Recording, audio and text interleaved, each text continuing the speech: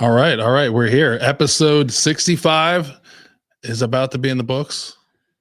I'm joined, I think, my third Vietnam veteran, Mr. Ed Reeves, former SP4. I even put that in there. Not many people are going to do that. That's not a typo, right? Right. It's not a rank that exists anymore. But I think you're the third Vietnam vet. My dad was the first one you met him. I think we had one in between there, if not. But always start off. It's always a pleasure to have you guys on. It's a generation of veterans that I saw growing up, and one of the reasons why I was so drawn to the military and seeing what you guys went through. So I'm so excited to have you on. Thanks for joining us. Well, glad to be here. Glad you got to ask. I guess I can blame Justin for this, though. You know, he's the one that got me into it. We blame him for a lot of things. That's okay. He's used to it. Yeah. But he's a good guy to have. He's a good guy who can get us out of trouble. Oh, yeah. Yeah. No, he is. He's a real good guy. I worked volunteer at I kind of recently retired from that, the Grove City Police Academy Association Community Watch. So I was out patrolling in a cruiser and report things that I saw and helped him out whenever I could. But he was always there for us. He protected us. He had to come find me one time. we just got finished off of an accident directing traffic. And of course it's cold and had to go to the restroom. And so we decided to go in this Tim Hortons. And then me and my partner went in and used the restroom, decided to get a cup of coffee. And we're standing there talking, didn't have the radio on. Next thing you know, we walk out and turn the radios on and said, "Anybody seen the community watch car?" Justin comes down through there. He said, "Yeah, it's a Tim Hortons." He's shaking his head over there. He's like, "Oh no." He's a good guy. I think he's been just as excited about you coming on as I am. It's really is an honor and privilege. And I've shared some things on some of the posts we've had you, but we'll start off with a quote for tonight as we head into episode 65 and tell Ed's story. And this will kind of start off a big part of your life that you like to talk about. So this is from Robert Kraus. The relationship between a military working dog and a military dog handler is about as close as man and dog can become. You see this loyalty, the devotion, unlike any other, and the protectiveness. So that's, a lot of quotes about this, and a lot of, it's going to be a lot about what we talk about. I am actually going to quote you. It's always awesome to have authors on. We'll get into that. So there's a part of it that we'll quote you later on about it. But yeah, we'll jump in as we always jump into. You're an Ohio kid, born in Columbus. Born in Columbus, 1950. Raised kind of on the west side until I was 12. Then we moved out to Grove City in 1962, and that's where I'm still at the same house that I moved into then. So I've lived out there for, 38, 50, 60 years now in the same house. I don't like change. Apparently. I mean, a lot happened to come back. It's great. But so what's the life for young Ed growing up as a kid? I grew up in Grove City, graduated from Grove City High School in 1968.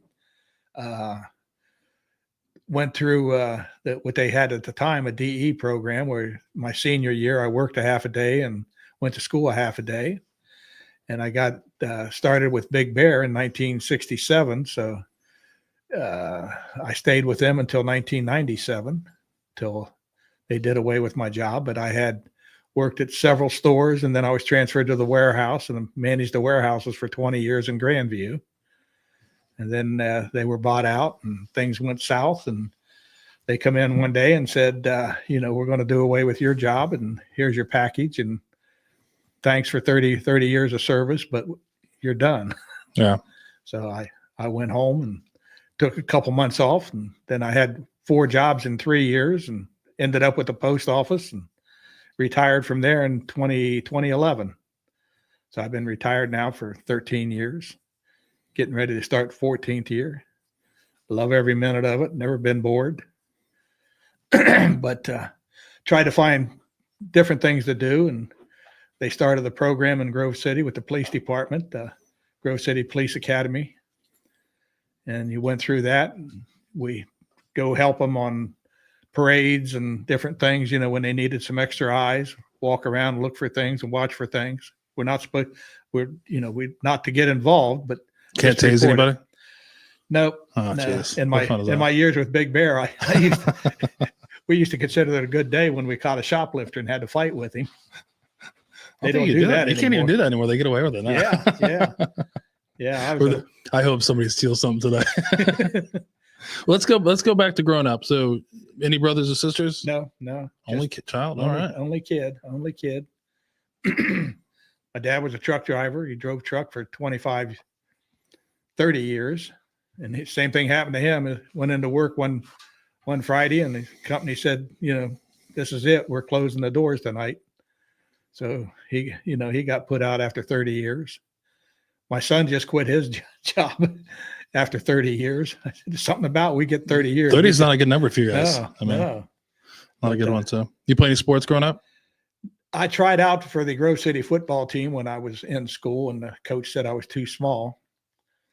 And then I tried out for wrestling, and the football coach was the wrestling coach, and all we did is lift weights because half the football team was there. And I wrestled one match, and I didn't like it. So I said, nah, I'm done. Then of course, my dad being a truck driver, my mom didn't work. She was a stay-at-home mom, and things were a little tight, but we survived and did well. But so I didn't participate in any of the sports. And usually on Friday and Saturday nights, I had to work. Yeah. So I did some research on you though, so I do know that you and I share a common young job. You were a paper boy.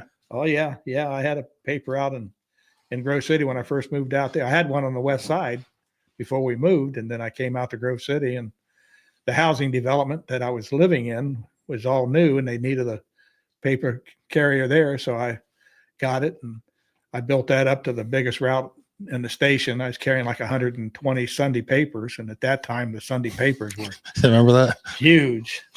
My dad would help me on Sunday mornings, and my dad wouldn't help me. Yeah. That's a joke. He smoothed this out real quick. It was the Sunday, like if you've never been a paper carrier, this is like, no one's ever going to understand this, but like we used to get like I think you got the Sunday inserts like on Thursday or Wednesday or something. Yep. So you got to you got to lug all those damn things into wherever you have them at. Right. And then the Sunday paper comes, and the Sunday paper is super thin, but then you got to stack it. You have to stuff it in there. Shove it. Right. And then I had like, kind of very particular parents. So like they would be watching you and make sure it was like in the middle of it. If you were like a couple pages off, my dad might be like, it goes in the middle, but so then you got to take those, papers that are,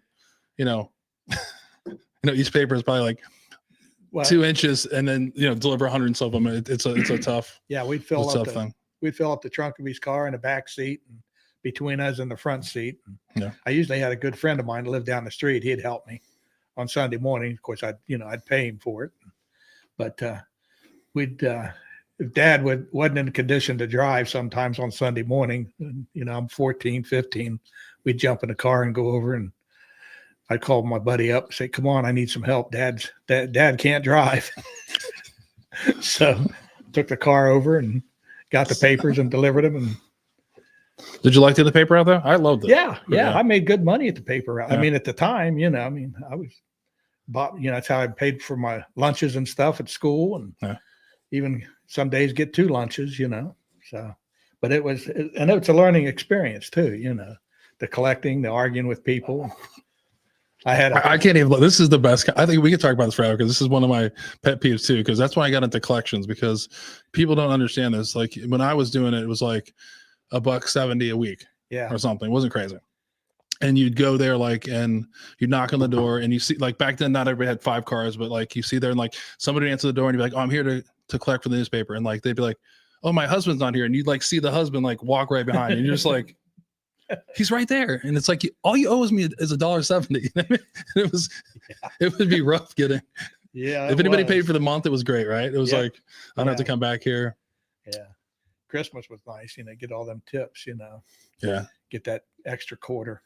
I used to find out that like as I got older, because I think I started when I was like 13, probably, right? So like when you're 13 years old delivering the newspaper, like everyone's cool, they're giving you like cool tips, but as you get older, it gets harder, right? Because they're like, what's this 17-year-old doing? Yeah. I gave it up when I turned 16, when I got my license. So. Yeah. I think we kept it for I got rid of it. My sister took it over. That means my dad did it, and I think he kept it for like, I think we had it for like 20 some years. Didn't we? How long was that? Yeah, we had the same paper for like 20 some years. It's so crazy. Yeah, and it was now nobody takes a paper, and the paper's half the size that it was.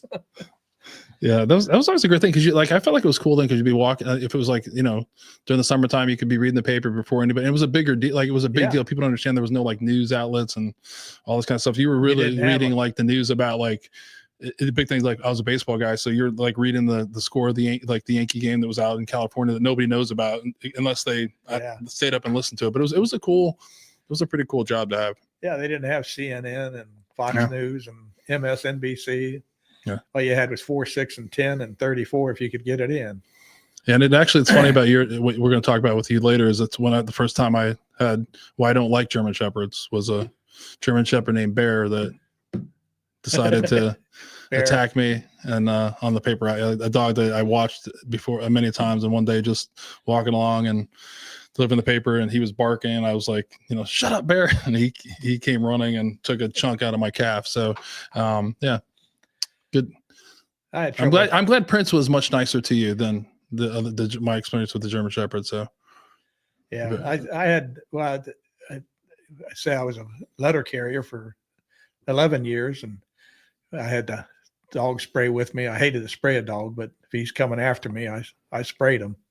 I had one. It was a real nice dog, and I'd always pet him, and it was a female dog. And one day it was in the summer. I was walking down through there, and I delivered their mail, and the dog come out, and I'm petting it, and it's walking right beside me, and I said, I gotta go, and it grabbed hold of my hand, just to kind of hold me back, and she grabbed a little too hard, and so I had to go knock on their door and get bandages and wrap it up. I didn't report it because I didn't want the dog to have to go through anything. So I thought you were ready to tase it like a big bear, like you're ready to you're just waiting for that dog. Yeah, waiting for the dog to get. I had a Rottweiler. I did that too. So this is an interesting. Like I said, I think I'm pretty sure you're the third and the second one who actually was drafted. So like this is an interesting. A lot of people hear about this and read about it or heard it before. So one of the things I would like you to if you're comfortable about it is like what was you graduate from high school like you said. There's a pretty significant thing happening in the world. It's called the Vietnam War at the time. So in 1968, the draft was going. What was it like from your perspective? Being a 17, 18-year-old kid, war is going on. If you don't go to school, that your number potentially is going to come up. What's that like as a young man? Well, I'd watch it on the news every night because I had 3 other cousins who'd been in Vietnam. And so they, I talked to them before that. So I never really worried about it. But when we graduated, everybody was getting drafted or they were joining, to go to the Air Force or Navy, or anything but the Army. And I went down and talked to a recruiter once, and he says, what do you want to do? And I says, I'm just out of high school. I have no idea. And he had a model of a Huey helicopter sitting on his desk here. And he says, you want to fly one of these? And I says, I've never even flown in a plane, let alone a helicopter. So we talked, and he said, well, take the test. So I took the test, and he called me about a week later and said, your scores are good. Why don't you come in and talk to me? So I went in and talked to him, and he started telling me what I had to do and how many years. And it ended up being like 8 years. And I says, I don't want to make it a career. So I told him no. And about 3 months later, I got my draft notice. So I come home from work, and my dad is sitting there at the table. He got drafted in World War II, so he knew what it was, and he had opened it up, and he said, you got some mail today. And I said, what was it? And he handed it to me, my draft notice, from President Nixon saying greetings. So I went in on July the 11th of 1969 and started my service there. I was what they called a U.S. an unwilling soldier, but I enjoyed the military. Yeah. At the start, I made up my mind when I was going through training. I says, they're going to teach me something that could save my life. So I didn't argue with them and did what I was supposed to do. So what was it like in that letter? I mean, was it like, I mean, does reality hit you? I mean, you just kind of knew it was coming. Yeah, I was, expecting it not quite that soon, but like I said, I think I made him mad. So he turned my name in. I was single and just out of high school and had a job. I wasn't going to school. I couldn't afford college at that time. So when I got it, I said, well, okay, Was there any advice from your dad at all, being a draftee from World War II? No, well, he was drafted at the end of World War II. So he was basically in training when it ended, but he still went over to Germany and was in what they call it, the occupational time. But yeah, I mean, I never asked him about his service. Never really thought about it. When I got home, he never asked me about mine. So, we just kind of course, I didn't, when you get back from something like that, it took me a lot of years before I would even, and I didn't have a lot of hard times, with my job that I had, well, we'll get into that later, but he kept me out of trouble. Yeah. So you get drafted, you had the basic and AIT at Fort Jackson, South Carolina. That's where I took basic and AIT infantry. I was a grunt. After AIT, I was recommended for NCO school. And, I thought about that. And they said, well, it's another 3 or 4 months here in the States, So I said, okay. So I went to Fort Benning, Georgia, and got into NCO school. And I was there about 2 months. And I was young, and the training that we're getting and everything going on, I said, I just don't think that was for me. I didn't feel I had the knowledge to lead the men. I mean, I'll go with them, but I didn't have that knowledge. And the biggest part I had was the compass, working the compass. So Christmas, we got a Christmas leave. I came home on leave and spent 2 weeks at home. I screwed up on my flight reservation, so I got back a day late. So I was in a little bit of trouble. Captain called me in and asked, I told him what I, I wasn't trying to be AWOL, but I was classified as AWOL. So he says, he looked at my scores at stuff I was doing there. And he said, well, you're doing good. He said, I'll make a deal with you. You finish NCO school and I'll tear this up. I said, well, to be truthful, sir, I said, I've been thinking about trying to get out of this anyway. So he said, well, if that's what you want. So I took the Article 15 and was assigned to a casual company and waiting for orders to go to Vietnam. Then the captain come out and said, anybody here had experience with dogs in civilian life? I'd like to work with dogs. And a few of them raised up their hands, and I'm thinking back of a time in Grove City. They had 2 police dogs. This was in 63, 64. And one of them lived about 2 houses down from me, and I was already friends with the officer. So when he got him, I got to work with him a lot. I'd go with him when he'd out running him, and I'd hide, and he'd have him come find me, and we'd do all kinds of things. And when he'd go on vacation, I took care of him, and I'd take him out and run him and put him through the obedience things, to keep him, he had to do it every day, basically. And I always liked German Shepherds. I always wanted a white German Shepherd when I was a kid. And years later, my mom found a paint by number painting that I did when I was 9 years old, and it was of a German Shepherd. I've got that in my scrapbook now. So, I always liked the German Shepherds. So I volunteered, and they told us to go get our stuff and meet back here at the CQ. And we went to dog school, and we went through orientation, and they told us what we was going to be doing. Do you want to get into this now? Or? Yeah, no, it's perfect. Yeah, that's the one question for people. I mean, I think people have seen, I mean, the military working dogs, I think in the global war on terrorism has been like pretty open in what they're doing. Like you see them all the time. It's gotten,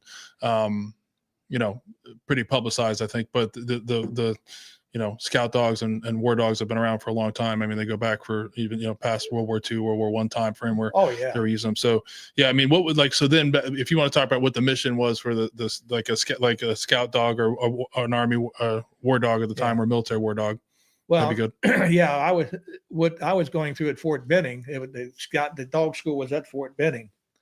The scout dog school, he was trained to be an early silent warning for ambushes, booby traps, and tripwire. And our job was to walk point and find this stuff before they walked into it. So it was about 3 months. They had almost a 3-month on-leash program. And we went through that. It's basic obedience. And it's not hard to teach the dog how to find things. It was harder to teach the handler what's he finding, by the way his head's going, his nose, his ears, just what he's looking at, or his tail, might be up and then all of a sudden it goes down and, trouble's coming. Right.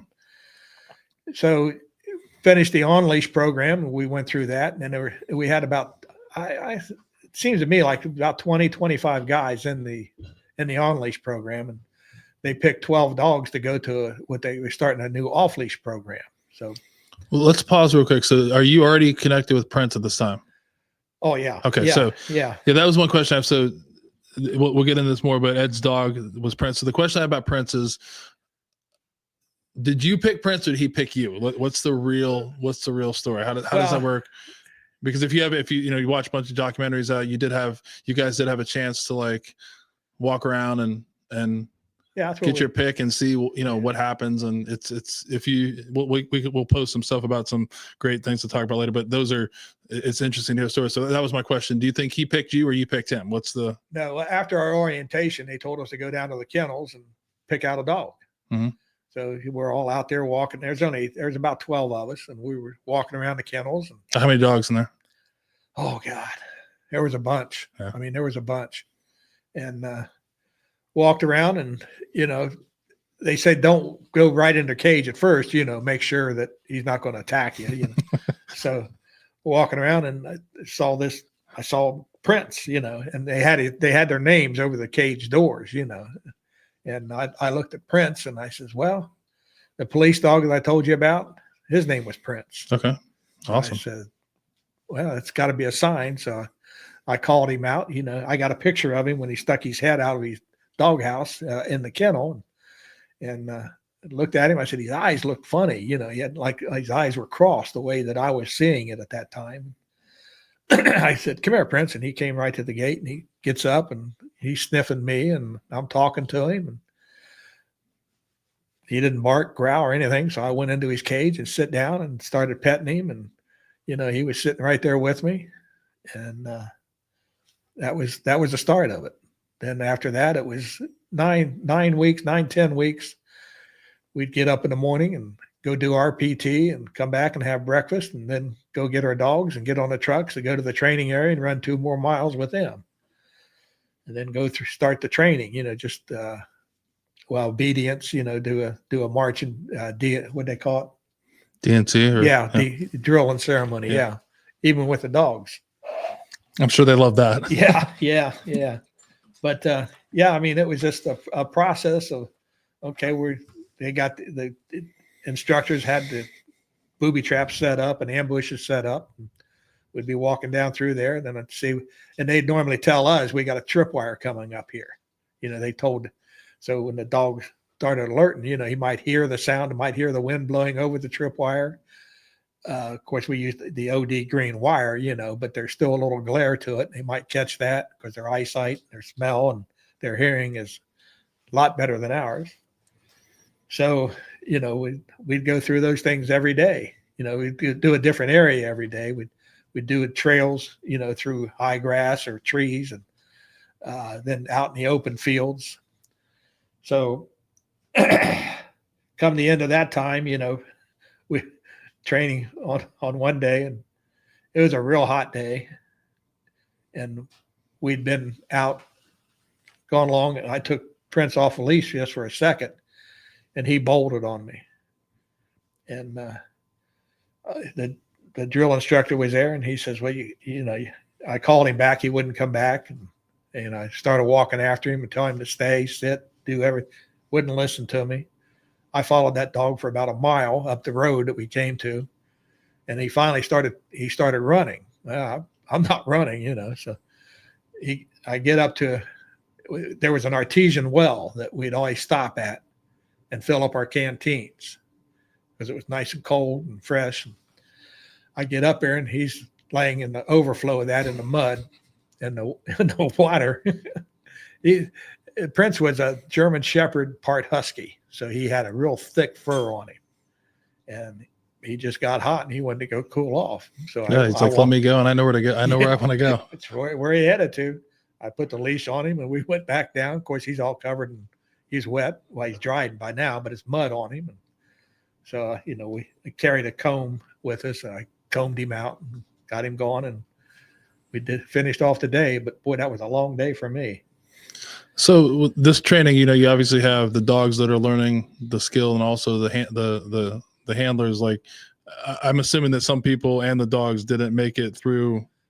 I mean, they just weren't, you know, getting it, I guess, is the way to put it. That happened a lot, even with the dogs. Even with the dogs, you know, they had one dog, he loved, we had put poppers on the tripwires. He loved to hear the sound, so he'd see a tripwire and he'd set it off. You're like, hey, buddy, you're definitely not going. Yeah. We're gonna find a different job for you. Yeah, I don't know what happened to him. But anyway, after the on-leash program, you know, there was about 12 of us that were picked to go to an off-leash program. And Prince and I was part of that. So we had another about 9-10 weeks. We had about another 9 or 10 weeks of training for off-leash. Now, basically on that, we started off with a 25-foot leash to get them used to working away from us. And we'd put them through all the obedience courses on that. And we'd work them out and, you know, on the big long leash so they get used. And they also give us a dog whistle. Now, a dog whistle, you know, it's a silent whistle, but you can still hear it if you're close to it. So, you know, we get that set. So when he turn him off leash, you know, if I wanted him, instead of hollering across the field, you know, heel or come back, Prince, or whatever, sit, stay, you know, you don't talk, you want to be silent. So I'd blow the whistle and he'd stop, turn around and look at me, then give him hand signals, you know, whether it's sit, stay, come back, or lay down, or go right, go left. And then that's what he would do. So we'd been through the course, and we're getting down toward the end, and kind of like a final exam. We're out in this big open field, and they'd set up ambushes out there and tripwires and mines, and fake ones, you know, but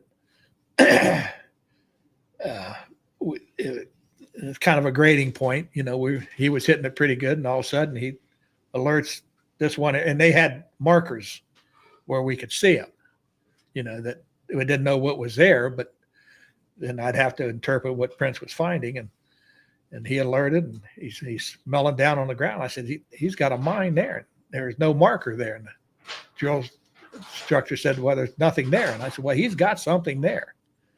He's got a mine there. So he says, well, you know, tell him to sit where he's at, because it's a big open field, and he's probably 20 yards up ahead of me.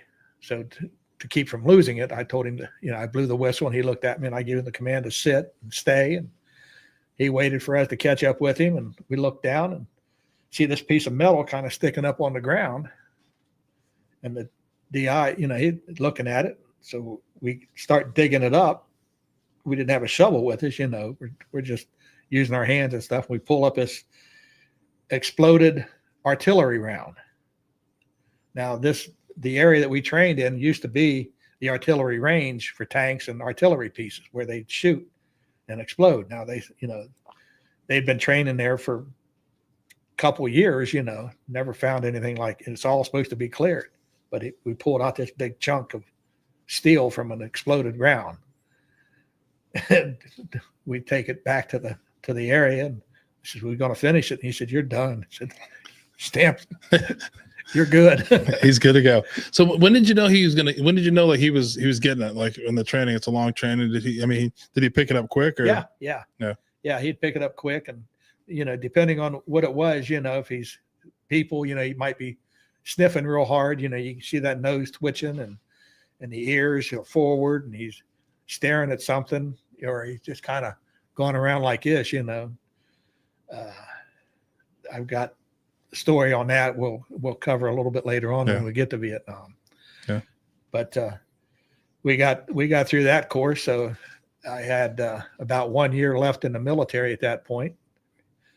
So I had a 30-day leave coming. So they sent me home for 30 days, and I came back and picked up Prince, and we started our trek to Vietnam. Did you travel with him to Vietnam? Yeah. Okay. Yeah. There was 10 of us. We had 10 handlers and 10 dogs. We loaded up at Fort Benning at Columbus, Georgia, and on a cattle car truck, open top.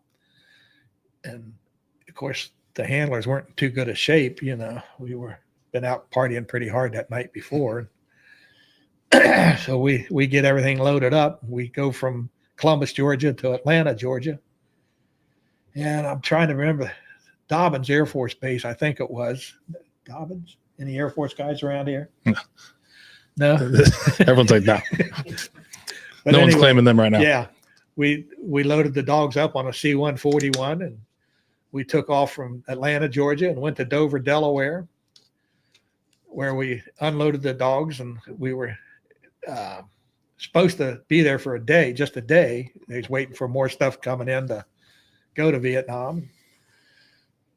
So there was about 6 of us that decided we had to go cure our hangovers. We found a little bar off base, and we had 4 guys. Their job was to stay back, take the dogs, walk them and feed them and water them and take care of them, because they didn't want to take care of their hangovers, but we did. So we went to this bar just outside of the base, and we're sitting in there just having a good time and drinking, and the bartender made an announcement. These 6 guys over here are headed to Vietnam. We didn't buy another drink.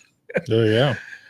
And we got back. We were stationed in some BOQ quarters, and we went back there and slept, got up the next day, and went down and reported in. I was kind of in charge of the group at that time. I was an acting sergeant. I didn't want NCO school, but I ended up being an acting sergeant during dog school.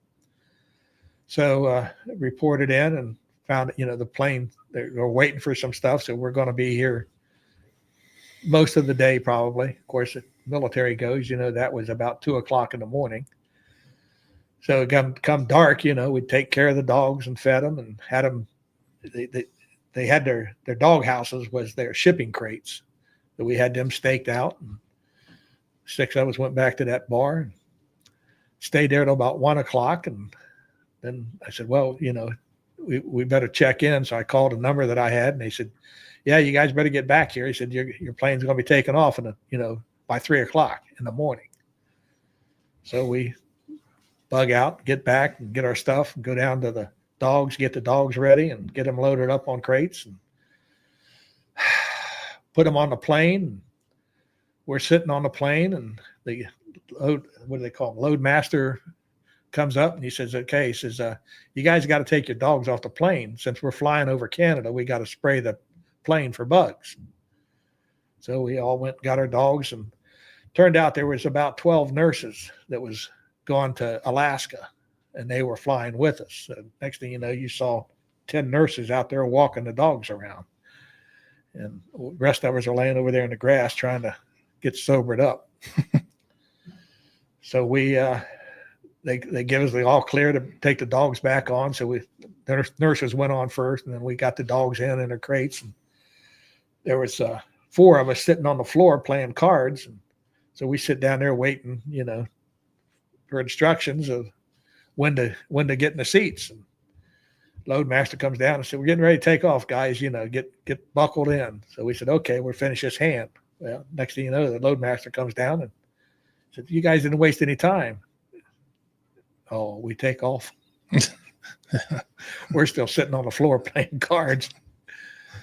So we call it up, we're getting kind of late now. And, well, early in the morning, I should say. Get in the seats, we go to sleep and wake up in Juneau, Alaska, and we're getting off the plane, and they said, if you guys want breakfast, you got to see where the tower is over there, about a mile away. I said, you got to go over there. Now, we're in Alaska. It's August, but it's still about 39 degrees, and we're in our jungle or in our fatigues. No, we didn't bring our field jackets. Where we were going, it wasn't needed. So I said, well, what's the option? That's a long walk. So you're going to have a truck come pick us up? What? No, you got to walk over there. And we all said, nah, forget. Well, we'll bring box lunches. So we said, okay, we'll take those. So they brought out box lunches, and we ate. We took the dogs out and kind of got them, let them do their business and clean them up and get some fresh water and get back on the plane. And Loadmaster comes up, and he says, okay, who's got the booze? What are you talking about? Who's got the booze? We don't have any booze. He said, bullshit. I said, I know you guys got booze out here. I said, I got a cooler up there with ice in it. Give it to me and I'll get it cold for you. So he put it up in his cooler and got cold. And a little while later, we was all sitting around drinking beer. So about 8 hours later, we land in Yokota, Japan. And that was just to get fuel. They said we couldn't, we could run in to their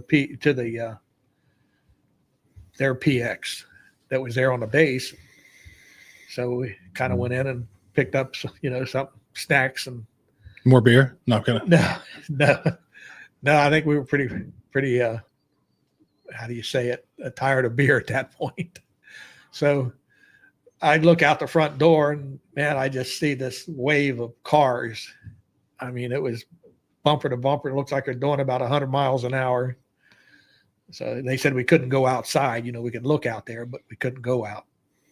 So we went back, got on the plane, and about another 8 or 10 hours from Yokota to Saigon, Vietnam, Tan Son Nhut Air Base.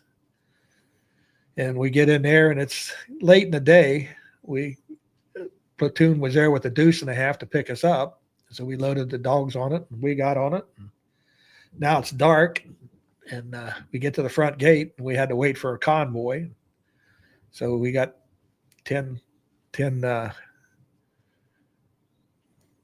guys there in our stateside fatigues, and no weapons, and dark, and we got tanks coming up. We got quad 50s coming up. And holy shit, what if we had, what are we going to do if we get hit? And fortunately we didn't, but it was about an hour drive to Benoit Air Base. And that was the dog training detachment place where we spent about 3 weeks doing in-country training, where we'd go out, we'd train mostly in a rubber tree plantation. They'd set up just like in our other training and go through it. It's more of acclimation for the dogs for the heat and the different things around there. We had a couple of dogs that kind of washed out at that point. They couldn't take the heat. So we stayed there for about 3 weeks, and we finished that. And the 10 of us went to 9 different platoons in Vietnam, from the DMZ down to the Delta. And that's kind of where it all started. Prince and I was assigned to An Khê, Vietnam first, with the 4th Division. So we get there. Now, our training here in the States never mentioned anything about helicopters. We always got on trucks and went every place. So the helicopter was a new experience for Prince and I both. So anyway, we get to who liked it the least, you or him? Neither one of us. Both, and he loved it too. I'll get to that one on the first mission. So before you get into that thing, just so everybody knows, you kind of talked about some things so over there, the scout dogs, it's a pretty significant mission. Like you just said before, is your job is basically to go out with platoons or units and basically be in the front and find these things. So it's not the most ideal position to be in. It's kind of like if you everybody's watching the Vietnam movies that talk about it, like a guy on point. Now it's a difference is you have a dog that's able to help see, smell, hear better. So it's not the most coveted thing to be doing You don't want to do Yeah. Yeah. So when did that hit you that like, okay, we've done all this training. I've got this dog that's really good at it. I think I'm good at it. When does it hit you like, what the hell did I get myself into? Or did it? It didn't really, that never crossed my mind when I was there. And it wasn't until I really started putting all this stuff together that I said, we were the point team. I mean, and over there, you don't, you're not in a big circle of men. You got a squad, a platoon, or a company behind you, but they're stretched out for 100 yards. Mm-hmm. And so when something happens, if something would have happened, I'd have been the first one. Well, our dogs, I mean, we had many dogs that were killed. They would shoot them. They said over in Vietnam, they had a bounty on dog teams. Yeah. They put a bounty, if you brought back the dog's ear, every dog had a tattoo in its left ear. And if they brought that back and the patch that we had, for our platoon, they could get $50,000. Whether that's true or not, I don't know, but yeah, I never found out. But I've said it before, as long as Prince was out there, after you build up a rapport, you build up what we call the unbreakable bond. And I wasn't worried. I mean, I felt comfortable enough, I wasn't worried about, when he alerted, I'd stop and tell him this is, what he's smelling. He's not seeing anybody or, no direct danger, but somebody's been there. And we'd go up and look, we'd find signs of somebody's been there and not an American. All right. So until I started going through all this stuff, I never really thought of it. I was the first man out there. I didn't worry about it. If it's going to happen, it's going to happen.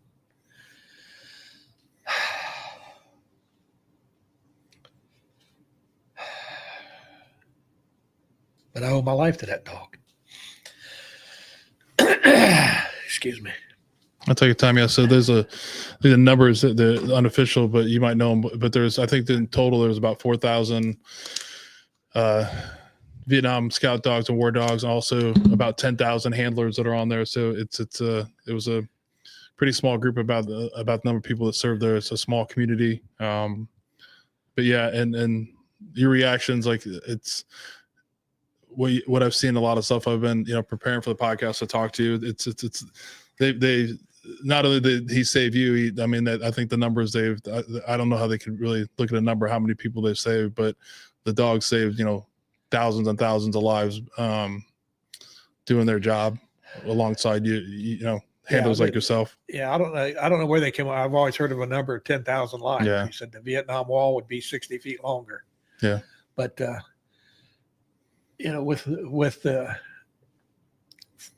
in Vietnam, there was over 4,000 dogs that served. We have 4,244 on our War Dog Memorial at the museum. And all the branches used them: Army, Navy, Air Force, yeah. Marines. It had scout dogs, sentry dogs, mine dogs, tracker dogs, water dogs. They all had, a job to do. And I don't want to get into that just yet. Yeah, we'll save that. I know what you're talking about. Yeah.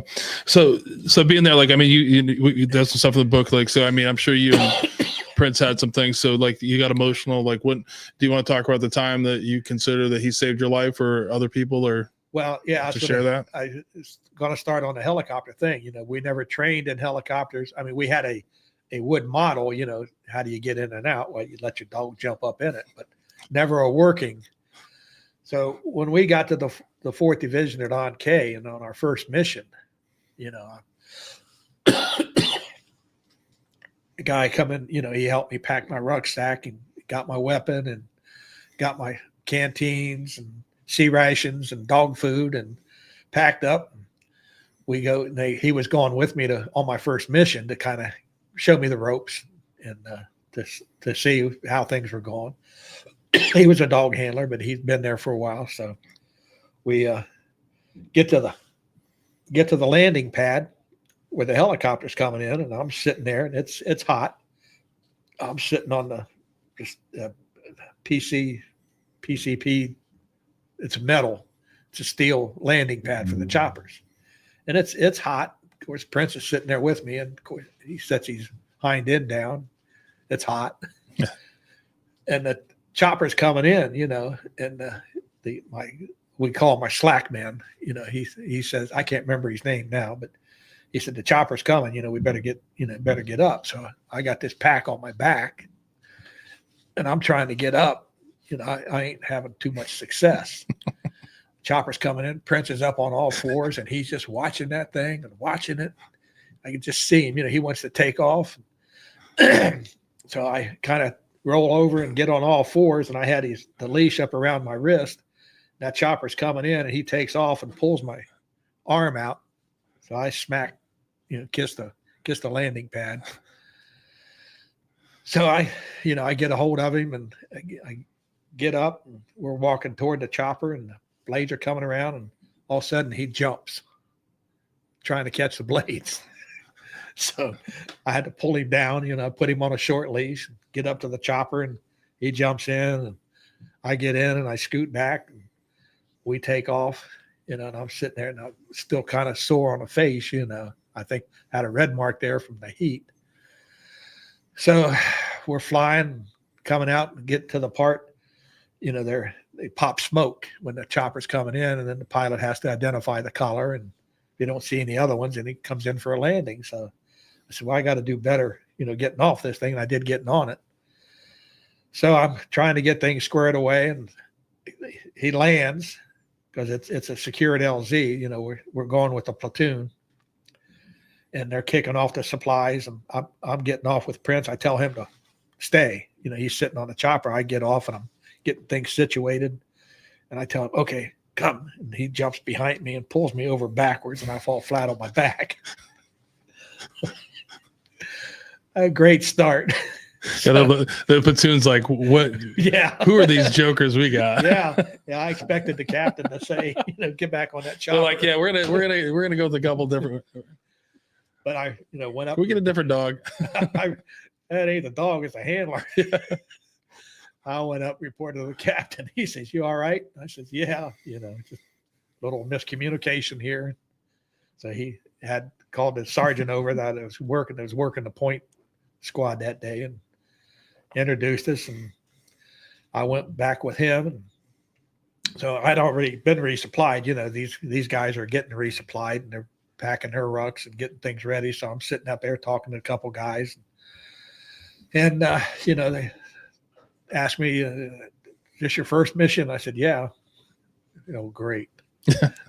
So they had my slack man was right behind me, and of course the normal point man would walk my slack because his job is to just kind of keep an eye out there while I'm watching Prince. So we get word, okay, let's, we're going to move out. So the dogs were trained to get this harness. That's called their working harness. When you put that on, they knew they had to go to work, take off their collar and their choke chain, and put that in their pack. And I had the leash here. I just always kept with me. So they give the command to move out. So I turned Prince loose, tell him search. He's going down the trail, and I got my whistle here ready, and he's going up and coming up, go up, and then he come back to me, and then send him out again. And then it's about an hour, not even an hour into it. And he gets to one point, and he stops and goes to the left real quick. And his nose is just going at it. I stopped everybody, and the guy behind me said, "What's going on?" I said, he's smelling something up here. He's smelling people, but he's not seeing anybody. So, everybody stopped, and the captain called, "What's going on?" And the squad sergeant came up. And he said, "What's going on?" I said, "Well, he's alerting up there. He's smelling people, but he's not seeing anything." So he calls back that the dog's alerting, The captain says, "Well, okay, he's not seeing people, so let's move on up." So I blew my whistle, and he looked at me, and I told him to sit and stay. We walk up to him, and there's this trail going off to the other side.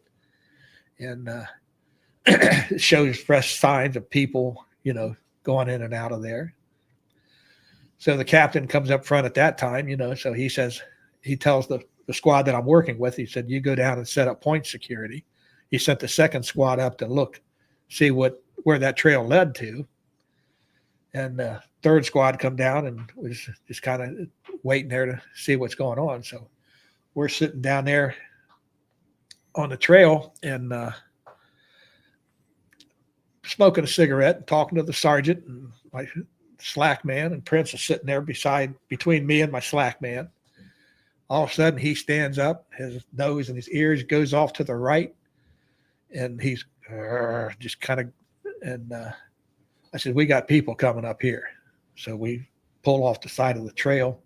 Just before we got there, here comes a couple NVAs out on the trail, and they got their AKs slung over their shoulders. They wasn't looking for us. And then all hell breaks loose. So, I go beside this one tree, and I'm seeing the things move. The dog handler I replaced gave me his magazine of all tracers. He said, here, you're going to need this. So, everybody was following my tracer rounds, what they told me later on, because I could see the brushes and see these guys going this way. So, you got two squads, what's that, about 16 men with weapons blaring, and they're firing down through there. And I'm standing by this tree and I'm still going. I'm just concentrating on that thing. All of a sudden I get hit in the face with something, and it hurt, and it hot. And I said, shit. I go up, no blood. And I just happened to see the guy standing about 15 feet in front of me, and he's trying to reload his AK. Of course, took care of business there. But when it was all said and done, I looked at that tree, and there were 2 bullet holes in that tree. So it went through the tree, and the bark and the sap was hitting me in the face. Said if he'd have been just over a little bit more, I wouldn't be sitting here today. But I got so zoned in on what I was watching out there, I didn't see this guy standing over here. And unfortunately, did what I had to do to survive. So, but in the meantime, when all that stuff broke out, I don't care how much you train a dog, when you get that much firepower letting loose, it spooks him. So he took off. But the guy walking my slack caught him before he got too far, and they rolled down behind the hill. And after firefight was over, I said, where's, I said, hey, Tom, where's Prince? He says, I got him. So I learned at that point, every time after that, when we stopped, I put the leash on him so he couldn't get too far. He was, of course. Was that normal for the dogs to panic like that, or to run, or just depending on they got used to it? Or, it depending on the situation. Again, even in training, you fire blanks, it makes a different sound. But when you got AKs and M16s and everything going off at the same time, it's. So we sitting back there, the squad that was going up to where it was at, where he found that trail. When they heard the fire, they kind of stopped and he was waiting, and we got the all clear. The third squad went down to find that trail to see what they did. They found some more blood over there, but they got away.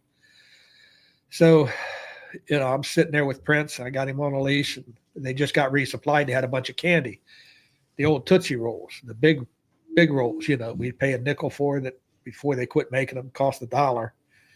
But I pulled one out of my pants pocket, and broke it off, give Prince a chunk of it, and I took a chunk of it. I said, it's going to be a long fucking year. First hour, the first day of the first mission. What did I get myself into? Yeah. So the squad calls, back to the captain, and he said, we got a bunker complex up here. And it had ammunition, weapons, paperwork. There was all kinds of stuff in this thing and that's where these guys were probably headed to get that stuff. But I never went back to see it at that point, at that time. we just waited for the command to move out. They reported it, and somebody else come in to clean it all out. All right. So you blew through this. Let's talk about, you have the dog with you. It's your responsibility. So it's actually, Prince is your responsibility. So you kind of brushed through that before. You were carrying his, extra water for him, his food, all these other things. So that was a responsibility of the handler all the time, was to take care of themselves and the dog, right? Yeah. Our missions were supposed to be no more than 5 days. So I had to pack 5 days worth of food for him. And what we packed for them, back at that time, they had these things called Gainsburger. They looked like big hamburger patties. They went about 5 ounces each.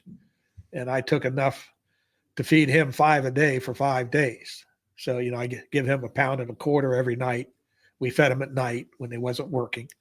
And then I had to carry water for him. So I carried 4 1-quart canteens. I had 2 on my pack, and I had 2 on a pistol belt that I would use if we would go out on a short patrol looking for something where we didn't take our packs with us.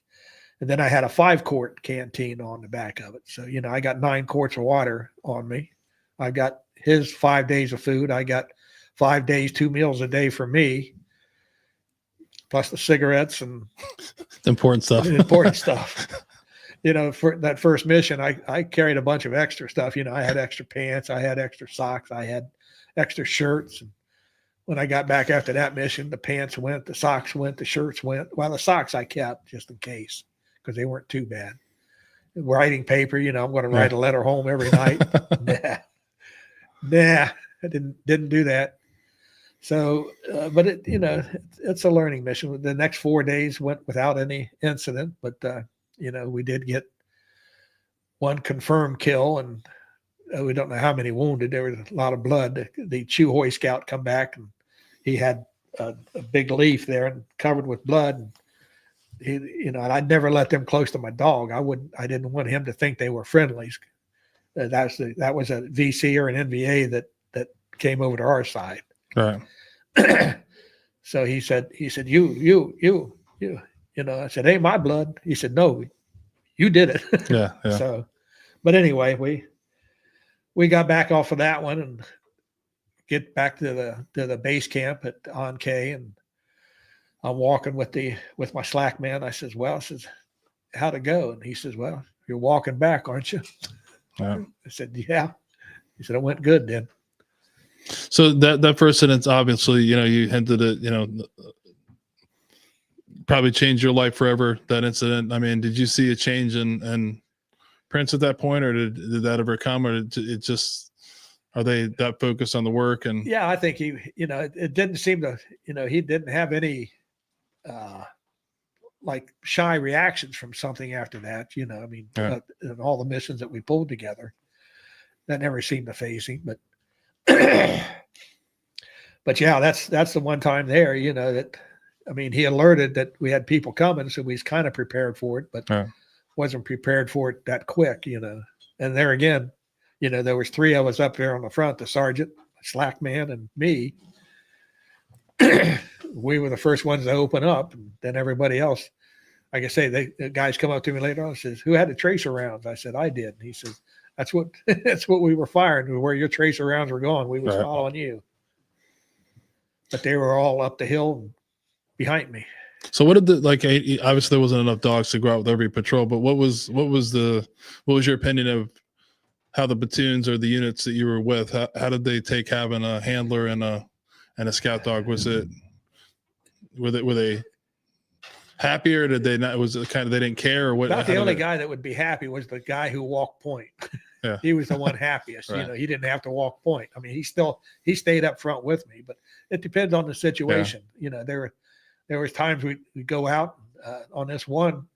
We were, they'd been in some heavy contact the day before, so they called for a dog team. So Prince and I went out. Next thing you know, I got an M60 gunner behind me. He's walking my slack, an M60. And before he left, he says, hey, I says, how do you feel about carrying a box of ammo? And I says, put it on, just in case. Luckily, we didn't need it, but when they put an M60 gunner up on your slack, man. You know, you're looking for something. Right. Yeah, we did find a bunker. We get down to a creek, a blue line they called it, and Prince kind of looked off to the left up there, and was just kind of watching. And so we peek our heads out there, and we could see the bunker up there, but nobody was in it. We went up, tore it apart, Right. and kept on moving. Yeah. So we ready for a Jack Daniels break? Yeah. Sounds good. Let's do it. We'll do a break here. We'll have I got some intel on you that you like Jack Daniels. It was Justin that told me. So we're gonna have a couple of Jack Daniels tonight. So we'll start off. If you don't know about Jack Daniels, I can't help you at this point in your life. But Jack Daniels is located in Lynchburg, Tennessee. The distillery was originally established by Jasper Newton Daniel. His nickname was Jack in the 1830s, and it was registered as a distillery in 1866. It's the first registered distillery in the United States, and it's actually on the National Register of Historic Places. In 1956, the distillery and the brand was purchased by Brown-Forman. What's interesting about Jack Daniel's products is it actually uses the Lincoln County process. So for the people who don't know what that is, that's a traditional way of producing Tennessee whiskey, which basically just refers to filtering it through charcoal. So there's I think there's two big ones that are doing it. There's other people that are doing it now, but they do this prior to putting it into the barrel and aging it. So the Jack Daniel's single barrel program we talked about before was founded by the then master distiller in 1997. The first barrel proof version was released in 2018, and then eventually the rye was released in 2020, and then the private barrels came just last year. So we'll start off with the lower proof. This is from Opa Grill and Tavern. This is the Jack Daniel's Single Barrel Select Tennessee Whiskey Who's Your Daddy. So this is a good pick for me too, because I'm predicting a big upset on Saturday. I'm not betting money because I lost $100 last time, but it's pretty fitting to have that one. So we'll see how that goes. I'm not gonna taint the poor Indiana University's chance of beating Ohio State. So this is 5 years old. It's a traditional mash bill of all Jack Daniels. It's 80% corn, 12% rye, and 8% malted barley. So we'll open that.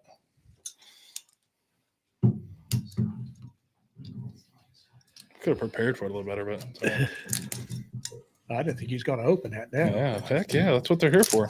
Most of them. I'll give you a pour there. Yeah, let's do it there. Awesome.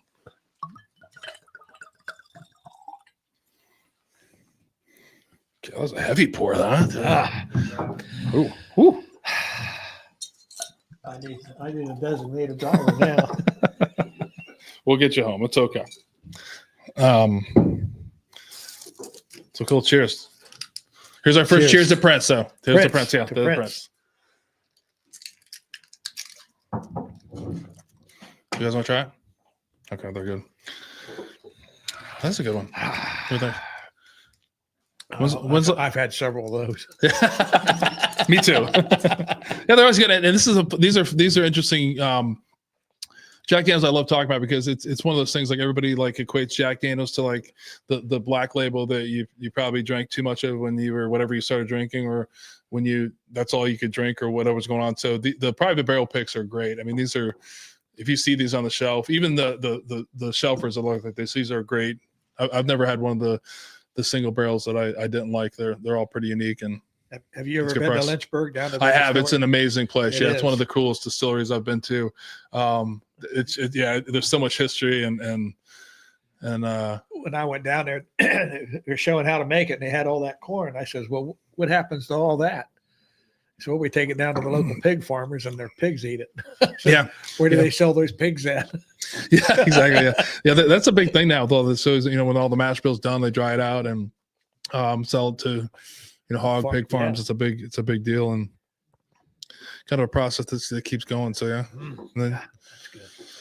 It's been a while since you had a drink, you said, even. Yeah, just kind of backed off for a while. Good. I'm glad to be able to enjoy it with you. And again, thank you for, being so open so far. So, you're in Vietnam now. It's, a year tour. You've, been in some pretty interesting situations with Prince and yourself. Is there any part of, I mean, what's your mind going through at that point in time? Is it just kind of get through it, or just get through it? Yeah. We was, I'll tell another story that we were coming back in from a mission one time. And we'd been out for 5 days and sitting on the chopper and flying on my back. I was sitting with my back against the pilot's back seat, and I had Prince between my legs, and there was about 8 other grunts on the plane. They were either coming in to go home or going R&R. And so we had a chopper full. All of a sudden, chopper banks hard, and I could see the door gunner, and he's talking on his radio. So he hollers in, they had to go to a fire base. So to pick up another guy trying to get in. So, nothing we could do, just sitting there. So he lands at the fire base, nobody gets off, and the chopper's running full speed, and they're waiting for this guy to come down. And all of a sudden, now I'm on the, as you're looking at the left side of the chopper, on the right side, here comes a German Shepherd jumping in the chopper. And he could, he sees Prince right away, and he smells Prince. He doesn't like dogs. So he's trying to get the Prince, and he's barking and growling and going crazy. And the guys are trying to get away from the dog, because he's coming, he's jumping over them. And so I take Prince and I pull him down. I've got the leash coming behind me, and I pull him down and I put him under my leg. And this dog keeps getting closer and closer. And I see the door gunner and the co-pilot bail out that side. These guys are jumping out of here. The door gunner here, he takes off. Now it's just me and the pilot, and he's trying to shut the thing down. And that dog comes over when the last guy gets out, and he's starting to lunge at me. And I try to reach under him to grab underneath his mouth and get a collar or the skin under there where I can get a hold of him. But the chopper's bouncing up and down. So when I reached in, instead of hitting under here, my hand went right in the dog's mouth. So he chomps down on it, starts shaking and growling and biting down a couple, 3 times. When he finally lets go, I pull it back and I go like, well, it's working, and I got blood coming all over the place. So he grabs a hold of Prince by the back of his head, pulls him up, and he's shaking like hell on Prince. And Prince decides to grab a hold of my leg. He's trying to fight the dog. I still got him on a tight leash. I let go of that, and he bites down 2 or 3 times on my leg. And I finally, the dog has a hold. This dog, his name was King, has a hold of Prince by the back of his head. Prince has got a hold of my leg. So I finally reach up under and I pull his collar of the dog down, and I roll on top of him, waiting for everybody's screaming for the handler to hurry up and get in here. So he jumps in the chopper and he's trying to choke him off. Dog wouldn't release. So he takes his M16 and hits him in the back of the head, doesn't faze the dog. I had a car 15 with me that, I pull around. I said, here, the car 15 has a metal stock on the telescopic. So he hits him with that, and the dog's eyes rolls back in his head, and he falls limp. So we get him off to the other side. His handler's taking care of him. I'm looking at Prince. I get off the chopper, and I pull my bandage out, and I'm wrapping my wrist up. And they wanted me to go to the medics there. And I said, no, I said that both dogs need the vets and have an ambulance waiting at the landing pad for me. And I'll go to the hospital when I get back there. So I had the bleeding stopped and everything. So when we get back to the rear, everybody gets off and starts going their own way. The trucks were there. The ambulance was for me. I got in it. The vet was down there, and he got Prince and the other dog and the handler into their truck and my stuff and took it back to the platoon. And I went on to the hospital, and I'm there I can't really call it an emergency room because the whole thing's emergency. So the nurse is working with Physoderm and a scrub brush, cleaning out the wounds. Another nurse comes in, and she's looking at it. And what happened? So I got bit by a dog. They kind of about half laughed. This is Vietnam. How you getting bit by a dog? And then the other nurse looked down at my pant, saw my all this blood on my pant leg. He said, what's that? And I said, well, my dog was biting me on the leg when that dog was biting me on the hand. So she cut the pant legs off, and they're scrubbing with Physoderm. Doctor comes in, and he's looking at it. He said, what happened? How'd this happen? And I told him, and he starts kind of laughing. He said, it ain't too funny, but so another doctor comes in, and I have to tell him the story. And I finally looked at him and said, you think I'll get a Purple Heart for this? And the doctors look at each other and look at me, and they said, we consider that friendly fire. I said, that dog wasn't too fucking friendly. So what the dog just didn't like other. Yeah, he was a bad dog fighter. Yeah. Was that normal for them to? Not really. Yeah. Not really. It's kind of the exception, but he was just one of those ones, I mean, every dog gets its own personality. Yeah. In the 4th division, we had real nice kennels, they were concrete floors and covered, and, they was out of the weather. And so it shouldn't have been, but, I mean, this guy, he didn't know I was on a plane with a dog or on a chopper with a dog, and I didn't know a dog team was coming in. Yeah. Right. Yeah. So, just one of those things, but it kept us out of the field for a couple of weeks, That's always a good thing. He had 20 stitches in the back of his head, around 20 stitches to sew him up. I'm holding his back of his head, when we go back in, but it Did you have a conversation about biting your leg? You're like, you're biting. No. Hey, buddy, you're biting the wrong person or the wrong thing. Yeah. No. So it's interesting about the dog. So like one of the things I found out when I was, preparing this week to chat with you is actually the time people were donating. It was very common to donate dogs to the cause. I didn't know that, because the German Shepherd became like the predominant dog for the Scouts. So there was different stuff like Labradors, but the German Shepherd. So there's a lot of people in stateside that were raising German Shepherds and sending them into the program. All the dogs were donated. Yeah. Yes, 4,244 dogs, and they were all named by the people that donated. Yeah. So the military had no names, and you didn't want to change the name of a dog because he's used to being called Prince. To try to train him for a new name take longer probably, but yeah, they were all donations. They were all, now in World War II, the people that donated, they were taking all kinds of dogs in World War II. Mm-hmm. But those dogs all came home. Yeah. I mean, most of them, and they were given back to their owners if they wanted them back. All right. That'll be a good topic here. We'll save that. Yeah. So, we won't go into every, any mission you would, but like, so, 11 months in Vietnam doing what you're doing. Like what was the hardest part about being in Vietnam for you? I was trying to think of the easiest one, but it's all hard. I mean, no, I mean, that's, I'm 19 years. Well, I just turned 20 when I got to Vietnam. I just turned 20. So, it's basically my first time away in the military, my first time away from home. For that, I mean, I go down to my grandparents to stay a week or two, but that's different. I mean, I'm, there you're on your own, I mean, that's it. But that, as far as getting, the only time you had time to think about it was at night when you got in bed. And that's when it kind of really hits you, hey, I can't call home, I can't check on mom and dad, but I, write letters, and I'd get letters, and my dad, he got into cassettes.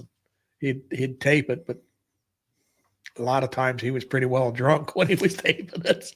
So of course I had to reply back in the same state. So, but I mean, we was a platoon kind of by ourselves. We never worked with the same unit more than once, basically. I mean, we supported a battalion, a brigade, 2nd Brigade. Yeah. So that they needed a dog team. They'd send a message in, and, next thing you know, your name's on the board, and hey, they'd come and get you. So, and you'd always, you had your pack, all you had to do is get water. All right. And then get to the transportation to go to the landing pad to get on the chopper. Right. So you're a 20-year-old guy, right? In middle of a pretty brutal war that's going on.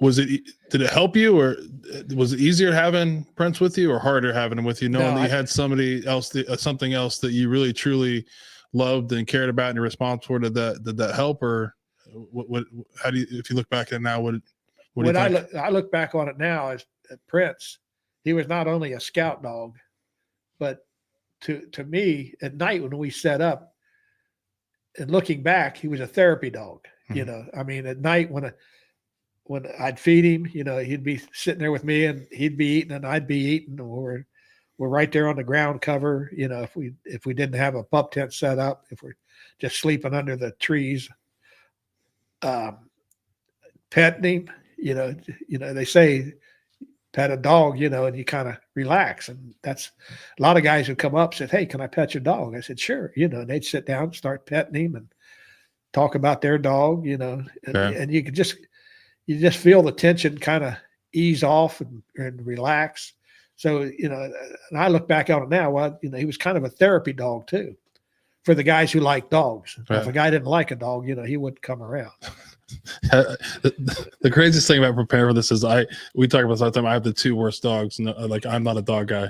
It's the funniest thing. Like Nate's over there laughing. It's the truth. So like, you know, I'm an emotional guy, so I do cry at movies, but every documentary that I watch that has to do with war dogs, I end up crying like a baby. It's like, because I'm like, I pretend like I don't care this dog. And then you're just like, so I would have probably been the guy that was closeted, like, you know, I have bad dogs. So I always dreamed to have a nice dog. I still haven't found my Prince yet. You know what I mean? So hopefully someday, but yeah, I mean, that's a different role. I mean, but like the responsibility, I mean, knowing I guess, you know, how I'd see it is like, you know, you had him with you, you had someone that, you know, that unconditional love, that unbreakable bond. So, you know, at least you had someone there that, you know, you could like, honestly, like cuddle with, pet, you know, love on and get that, you know, the only time we got that in a contact. Fight, the other time we had a disagreement is in the field. You know, I had an air mattress. Of course, it didn't hold air, but it was a good ground cover. So, you know, when I was pulling like my watch, I helped him on watch detail at night. You know, pull my radio watch and sit up there with the M60 and with the clackers and ready to go. I'd come back to when I get relieved. I'd come back and of course he's laying on the mattress. I said, "Move over, bud." And then he'd kind of get up, you know, and give me that, because I couldn't see him. You know, we're in triple canopy jungle and you couldn't see your hand in front of your face. And but he'd move. But yeah, I think that helped. I mean, at nighttime, you know, and again, I didn't worry about if someone trying to sneak up on me, because any movement, you know, I could feel him twitch, you know, and he's at the ready. So yeah, it was, and I refer to it now as a therapy dog. That's a good way to look at it. I like that. Yeah. So anything else you want to talk about Vietnam? Oh, I could go on for forever. That's, you know, when the 4th Division deactivated and went home, you know, I'd only been in the country a couple months, 3 months, I think, because I had a month down in Benoit. But I said, "Oh man, maybe we get to go home," you know. But nah. Prince and I were transferred to the 101st Division up at Phu Bai, up toward the DMZ, you know, south, just about 10 miles south of Hue. And of course, that's where Khe Sanh was in that area, and A Shaw Valley, and a few of the other ones. You know, we had kind of a saying in there, the A Shaw Valley was our playground. You know, every time we'd go in there, we'd find something. Some of it not good, but yeah, when we got to the 101st, you know, I mean, just another unit. So just changed the patch on my shoulder and started working with them. You know, go out on missions and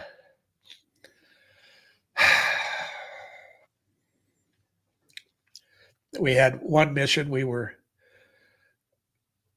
looking for LZs for resupply, and it was our last day.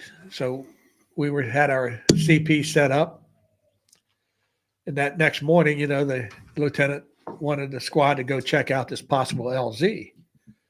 So we just, Prince and I was assigned to them. And we're walking up the trail, and we didn't have our packs with us. We just, I had my canteen belt. I didn't wear a steel pot too much over there until I got short. But we go up this trail to a possible LZ, and there's a tree laying across the trail. And Prince would normally just jump right over it. This one, he went around. I said, that's unusual, so I tooted the whistle, called him back, and he came back around it. I said, wow, there's something there, but he's not alerting to it, but he won't go over that log. So I, he's with me, and I walk up to the log, and I'm looking. I don't see anything. Look around a little bit more. I start to step over it. And as I'm stepping over it, Prince comes up under my leg, and his nose goes right down to the ground. So I was able to stop. I pulled back. I walked around it, looked underneath there about where my foot was at, saw this little hill of dirt. I said, that's, doesn't look right.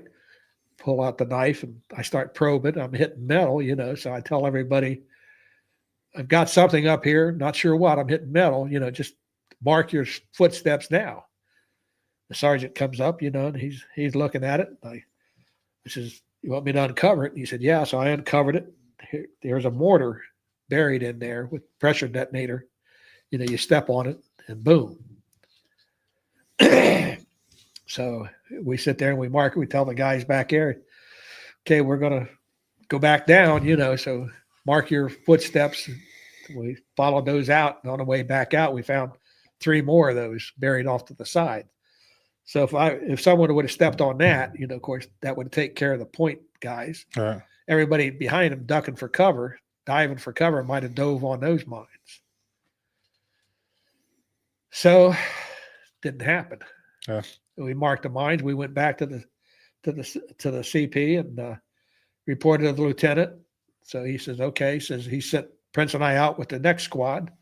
We were going to another LZ to check it out. We crossed where we went up and found those first 4 mines. And the squad that I was with, they went up there and dug them up, and they was going to destroy them, set them off. So they did that.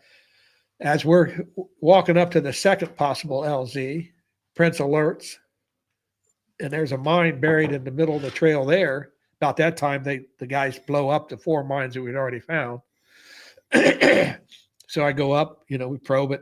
Yeah, it's a mine. So we mark it, tell everybody to watch it. Prince goes on up to the LZ, finds another mine up there. So we uncover it, we mark it. And the lieutenant, it's getting late in the day, so he wants to get resupplied, get up to high ground before dark. So, we were getting things ready. He told everybody to line up in a row, physically look. And all of a sudden, the guy on the other side hollers, hey, handler, your dog's got something over here. So I go over there, and there's another mine. And then we found one more. A guy found one more off to the side over here. So 4 more mines. So they dig those up. We take them out and destroy them. And then the choppers start coming in for resupply. Prince and I's going in, so we're just kind of sitting around waiting. First chopper comes in and kicks off the sea rations and some of the supplies. He takes off. Second chopper comes in and kicks off some more supplies, and a dog team gets off, and it's a mine dog team from my platoon, Jim Kuzik, and his dog, Fat Albert. And his dog is a mine dog. Their job basically was to patrol the railroad tracks, about 5-mile section of railroad tracks that always get mined by the VC or the NVA. Mm-hmm. They'd clear them every morning. They'd go out and find them and dig them up so the trains, resupply trains, wouldn't get hit. So I informed him, about the 8 mines that we come across, and, everybody was okay.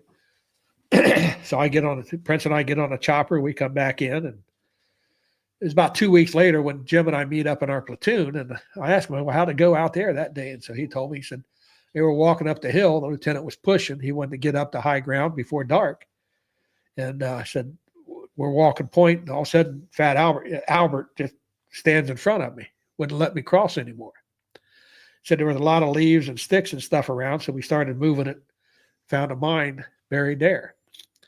The lieutenant said, well, we're just going to blow it in place and move on. So they put C4 on it, put the detonator on it, walked down the trail, set it off. Jim said it sounded like 1,000-pound bomb went off. As they're walking back up to the trail, about 25 yards apiece was 3 holes where there'd been 3 more mines buried. They were all daisy chained together. When that one went off, all 4 of them went off. Nobody was hurt. So there's 12 mines found, no injuries. Yeah. It's the importance of the dog. Yeah, I'm sorry you hear those stories if you lived them and you listen to some of the documentaries out there. I don't know where they get the 10,000 number. I feel like it's a higher number. Yeah, I think it's a way higher number than that. But so let's talk about that where it gets if you're done with stories of Vietnam, let's talk about, because I think another really important story about leaving. And so you unlike Prince, you get to leave Vietnam after a year. And do you want to talk about what that's like? You're getting ready to leave. Unfortunately, at the time, those dogs are, have a mission in Vietnam and they're not leaving. So you don't get to take him back. Do you want to talk about what that was like to be able to know you're going home to be, going home to freedom, but you're leaving Prince behind? Well, I call that my best day and worst day in Vietnam. I had, got my orders that I was going to be going home soon. So, and I had to give up Prince a little earlier because I got pulled out of the field for a rear job. So I wasn't supposed to have any contact with him. We had a cookout one night. Our veterinarians were also the food inspectors. So every once in a while they'd sneak a case of steaks out of the meat and bring it back to us, and we'd have a cookout. So I knew I was getting ready to go home, and we had a cookout, and I cooked up a couple steaks, and I cut them up in pieces. And I wasn't supposed to have any contact with him, but I went out to his doghouse and sat down on the ground with him and, let him eat the steaks and kind of saying goodbye to him there. But the morning that I was leaving, where his hooch was at, I mean, he could see me all the time. So when I come out of the door, he jumps out of his doghouse and sit there.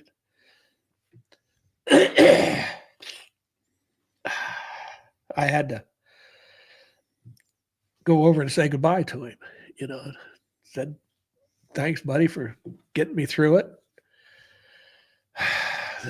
They told us at one point that if we had a home for him, we could take him home, but that never panned out. So, I petted him and gave him a big hug and went and got in a Jeep, and I don't remember where I went to at that point. I went to another building and I stayed there for a day, then got on a plane and went home. I couldn't tell you. Mm-hmm. The next 48 hours is a complete blank to me. But when I got home, when I did talk about it, what happened to your dog? And I said, well, one or two things. I said, it was years later before we found out that they were euthanizing the dogs, before it really became public. Yeah. So I'd always say, well, one or two things. He was either euthanized or he was given to the South Vietnamese Army. And, they like to eat dog.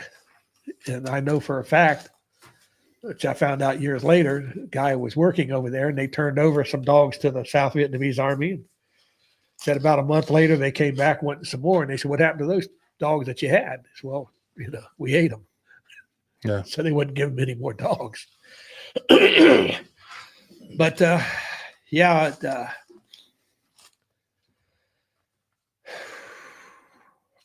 So I think from your book, I thought it was you said the same, but it said, I cooked up 2 steaks, put them on a plate, cut them into little pieces, and went to Prince's doghouse. We sat on the ground and ate the steaks piece by piece. I wasn't supposed to have contact with Prince because he had a new handler, but I just couldn't pass up the opportunity.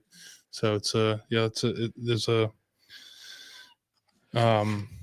couldn't imagine, it's like you said before, it's a story and to talk about like the numbers, we talked about 42. What's the number? 42. Number of dogs, 200. 4,244. Yeah, and so the numbers that you talk about now, as Ed was talking about, we can get into this, which I think is an interesting part of the story. Is on record, it's unofficial, but they say of those dogs, only 204 of those returned back to the United States. So, like Ed had talked about earlier, during World War II, a lot of the military working dogs, they were brought back.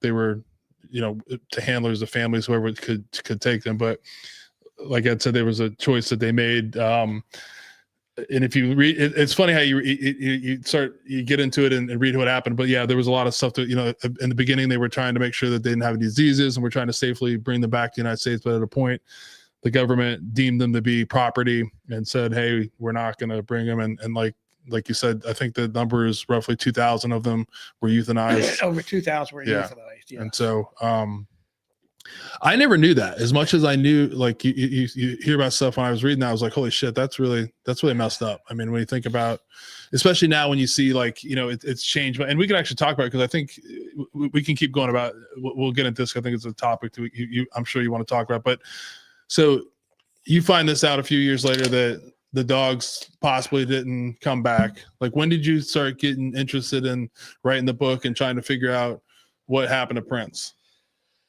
Okay, this goes on. Fast forward to about 2006, or an organization I belong to, the Vietnam Dog Handlers Association, which this is their thing. It was formed by 6 Vietnam dog handlers back, just to have a reunion, and but they were Air Force. Most of them were Air Force Sentry dog handlers, and they had big ties on Lackland Air Force Base. So we had a dog, they had a sentry dog, one of the first dogs that was wounded in Vietnam, Nemo. He was a sentry dog. He alerted to VC trying to get into the base, and a big fight ensued. And he was shot, went through the mouth and out the eye. He survived, but they brought him home, and they fixed him up, and he lived for a few years, but they kept him at Lackland. So, he was kind of the poster boy for the dogs down in Lackland. And that's where all the dogs went to when they were donated. They went through Lackland. I won't say all of them, but but anyway, they come across records of dogs from over 50,000 records in a room down there, and they got access to it. They went through them and pulling out the Vietnam dogs, and they started compiling this list. And then they wanted to make Nemo's cage, or his run, kind of a memorial to him. So they got copies of the records, and they sent them out to the members. If you want a copy of this, if you make a $25 donation to Nemo, we'll give you a copy. So I sent my $25 in, and I'd seen these records once in Vietnam. When we got in from the field, the vets always kind of went over the dogs real quick.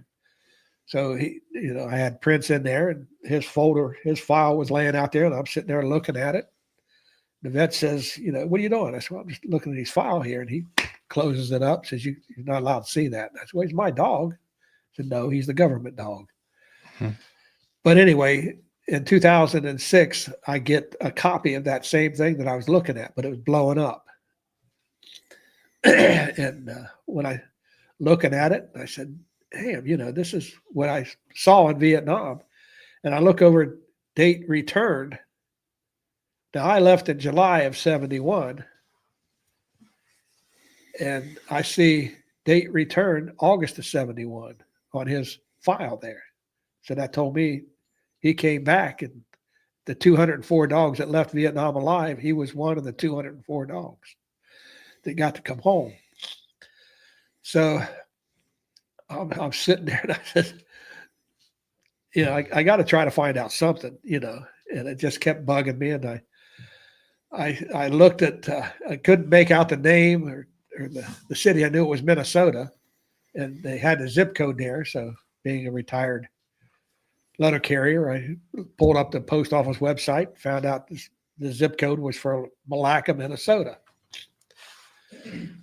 So I get on the computer, and this is in 2006. So, computer was pretty well established, and, a lot of information you get on it. And I pulled up Malacca, and I was trying to find the guy's name. I could make out was Mueller. I couldn't. Leonard was his first name, but I kept spelling it wrong because I couldn't make out the words, and it was spelled a little different. So I couldn't find his name, and I kept looking around. Then I saw their local newspaper, and I was looking at it. And then it said, the thing on their contact us. So I clicked on that, and it was right to the newspaper. So I put in there, that's where I started my story, hey, I'm looking for information on a dog that came from Malacca, Minnesota from Vietnam.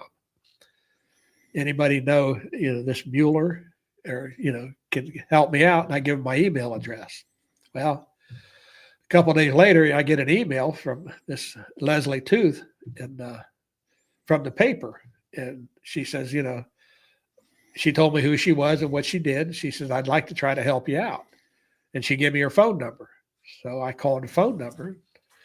She answered. We sit there, I start talking and tell her, what I'm trying to do. And she says, well, I'll help you out. If I find out anything, I'd like to do a story on you. I said, well, fine with me. So a couple weeks later, I give her my phone number. She calls me back and she says, hey, Ed, this is Leslie. And I said, well, I've got good news and bad news. And I said, well, what's the bad news? And he said, bad news is the man who donated him died quite a few years ago. He was an older guy, and he was on a farm, and he had Prince on the farm. But she says, I said, well, what's the good news? They said, well, his son is still here in Malacca, and his son is the one that bought Prince for his dad to have on the farm. So, and I've talked to him, and he's agreed to the same thing, So, she set up a date. It was the next day, at a time where we had a three-way phone conversation. And I'm telling Keith, about Prince and what he did in Vietnam. And he told me about, he got Prince for his dad to have on a farm. And his dad got sick and had to give up the farm and move into town. And Prince was too big of a dog to have in his apartment that he went into. So she did we stayed on the phone for two and a half hours just talking. And they did a full page thing in their local paper about it. So, Keith and I, we exchanged. I sent him a picture that I had done up. It's in the book of Prince, a picture of him. And then our time together at Fort Benning, at Benoit, at Ankh, at Phu Bai. And so I sent him a copy of that. So my wife and I were going to make a trip up to Chicago. And I said, well, Malacca, it's not too far away, but let's go up there. So I called Keith and I said, look, here's what our plan is. And he says, well, we stayed right in Minneapolis. We stayed there. No, there was a hotel right outside of their thing that we stayed in. And we went to his house, and I took my books and stuff with me, and they made dinner, and we sit there that night and talked, till, I don't know, 5 or 6 hours. And he was telling me that there was a picture sent to his dad when Prince retired, that they adopted Prince. So, okay. So my wife and I came home. We had to stop in Chicago. I was talking to our platoon sergeant's family. He was killed over there. So I was delivering, my thoughts to them about him. We get home, and a couple months later, Keith calls me up and says, hey, I'm hosting a family reunion at our house next year. And the whole family knew about Prince. He said his dad always talked about how he wanted, when he had to give up Prince, donate him to the military. Maybe he could do some good. And they've read the articles. They've heard my stories, and they want to meet you. Can you and your wife go up to our family reunion? So I said, fine. So we went back up there. It was the next year. We went back up there to their family reunion. I met the whole family and talked about Prince and what he did. And his dad did a good thing, because I'm here today because Prince did his job. So then after I got that part of it done, on that thing, there was another part down there in April of 73, said turned over customs, and that's when his date of service ended, April of 73, but he was turned over to customs. So I tried once, asking him for information, trying to get a hold of somebody, but through the Freedom of Information Act, I got a letter from him stating that they didn't have records of dogs at that time. So, they've done all they can do. So I said, okay, fine. So a couple of years went by, and I'm sitting there, and I look at their website that I looked at when I first started this, and it all changed. And Keith, in the meantime, said his sister came home. She had that picture. So he called me up. So I got that picture, Ed. I says, well, can you get a copy? And he said, well, I'll send you the picture and you can look at it and send it back. So he did. I made copies of it. On the back side of it, it had a sticker on there. It said Jensen's Kennels, Bonita, California. So then that really triggered, okay, what's going on here? And that was a picture of a guy holding prints in 1977. So I wasn't too sure. He said somebody adopted him out there. So I went back to the customs thing, and I see it's changed. And I said, Bonita, I looked where that's at. Well, that's in San Diego. Okay, I'll call the border. I called the border office down at San Diego, and I talked to the sergeant. And I said, you're going to think I'm nuts, but here's my story. And he says, no. I says, I don't think you're nuts. I think, I'm a former dog handler, so I know how you feel. He says, but all the dog training's done in Font Rural, Virginia. And I said, yeah, I know. I've talked to them. I've been trying to get a hold of them for a couple of days, and I can't get any answer. He says, hold on. So he goes and he comes back and says, call this number. So I says, okay. So I thanked him and wished him luck and called that number in Font Rural, Virginia. And I talked to this guy, and I go through my spiel with him. And he said, well, yeah, we'd like to help you out, but the lady who takes care of that just left for the day. Call tomorrow. So next morning I get up, I call him, and call that number, and this lady answers the phone, and I tell her what's going on. And she said, well, let me go check again. And she comes back a few minutes, says, yeah. I said, we don't have any records on the dogs back in that time. I said, well, I already got that information once. And she said, yeah, but hold on. There's a guy that I know. He just retired, and he was in the dog training program back at that time. She said, let me get a hold of him. Can I take a break? Yeah, you want to? Yeah, I need to. Yeah. I want to. Yeah, no. We can disconnect. Disconnect for a minute. Good, yeah, we'll stay live, but okay, we'll hit our promo stuff. So Ed takes a break. We're gonna hype up. I mean, he was the big thing. You talked about the 101st. So if you don't know what's happening, Army Navy's coming. We're gonna have a big fundraiser coming up again at the with the Fraternal Police Lodge on Schrock Hills Court in Columbus. You got to come out there. You got to see the number 18 Team Army, who's going to take down Notre Dame this weekend. Do you want to bet on that one? I'm taking Army. I'm taking our. Well, oh wow, me and Josh are agreeing the first time. But no, really, it's a great event. If you haven't got it, the tickets are selling pretty fast. Great time, great food, great drinks. Come out. There's going to be a great bourbon raffle. We're going to have some stuff that we're going to raffle off as well. But come see Army take down Navy again. And if you haven't seen it, Army has some sick uniforms.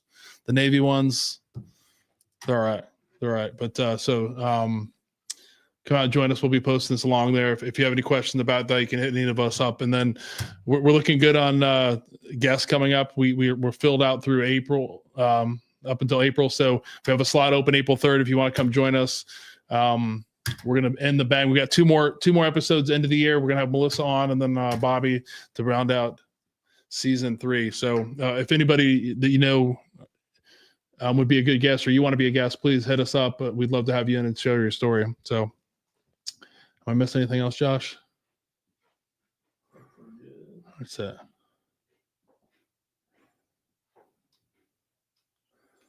So Ed has a break. I officially had a break once. Remember that for telling stories. So, Dad, you gonna jump back in on cam?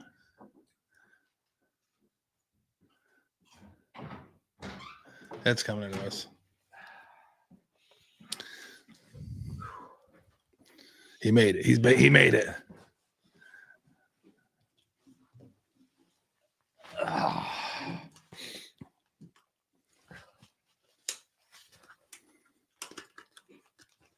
Come on.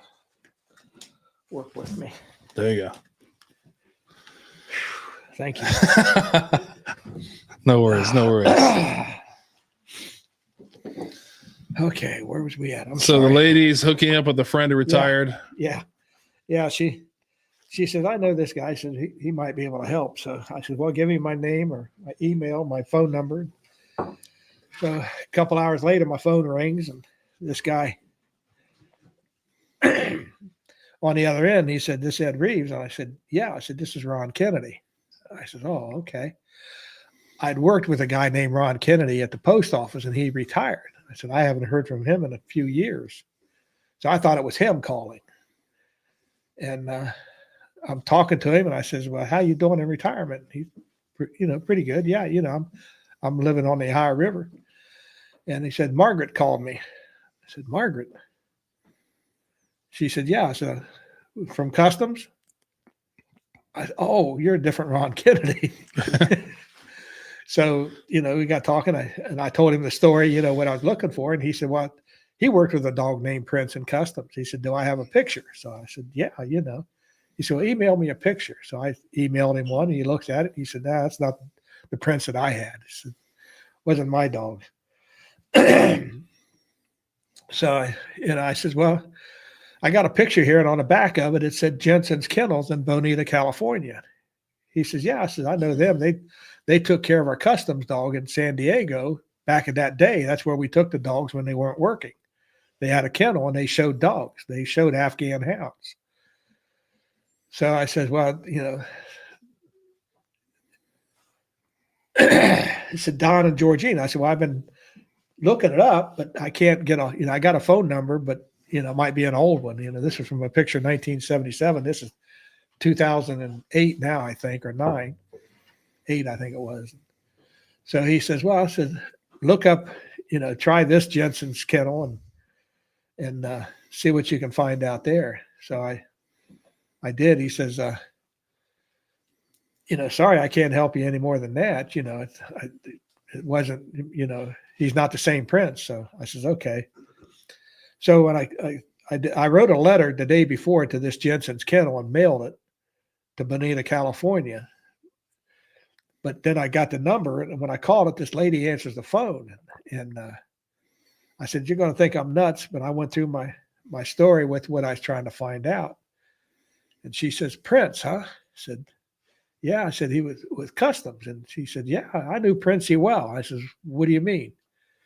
He said, yeah, well, we took care of the dogs at that time, but when Prince retired from Customs, we adopted him.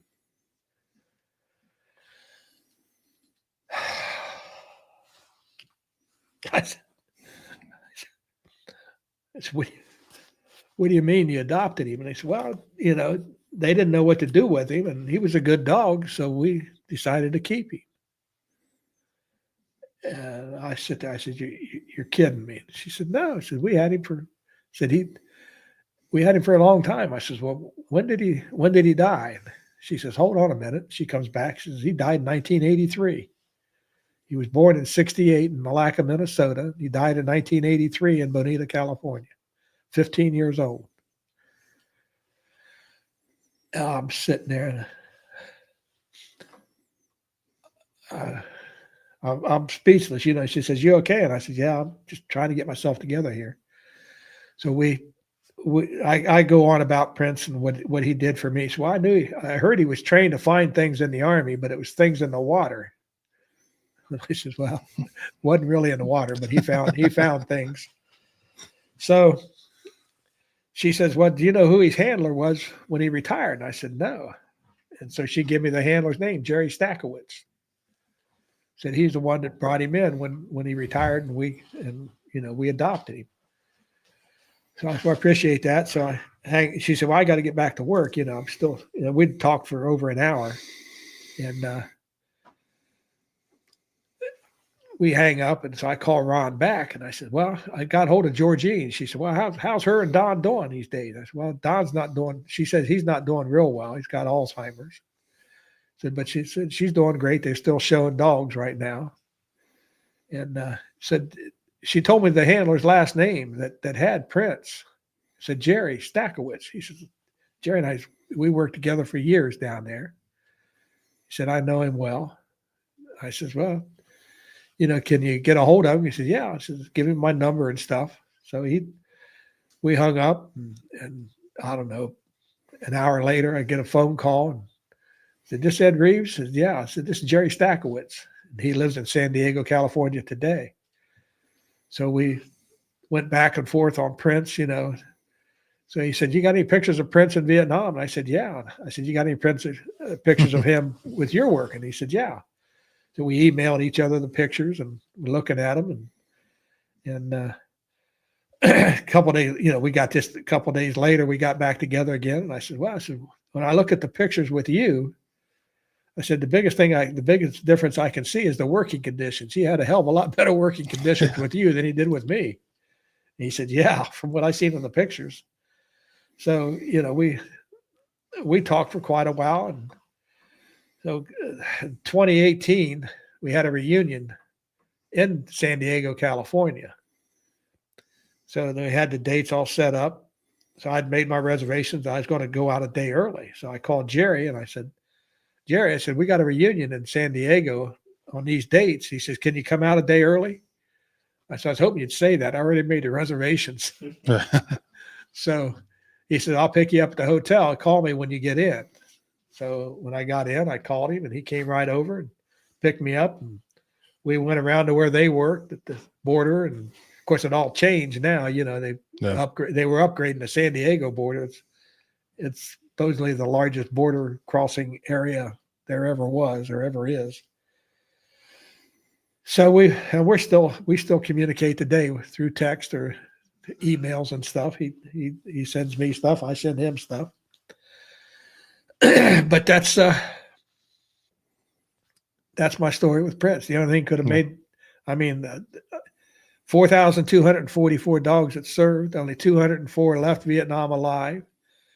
And out of those 204, as far as I know today, it's the only story that the dog has been found from where he was born, his life throughout until he died in 1983.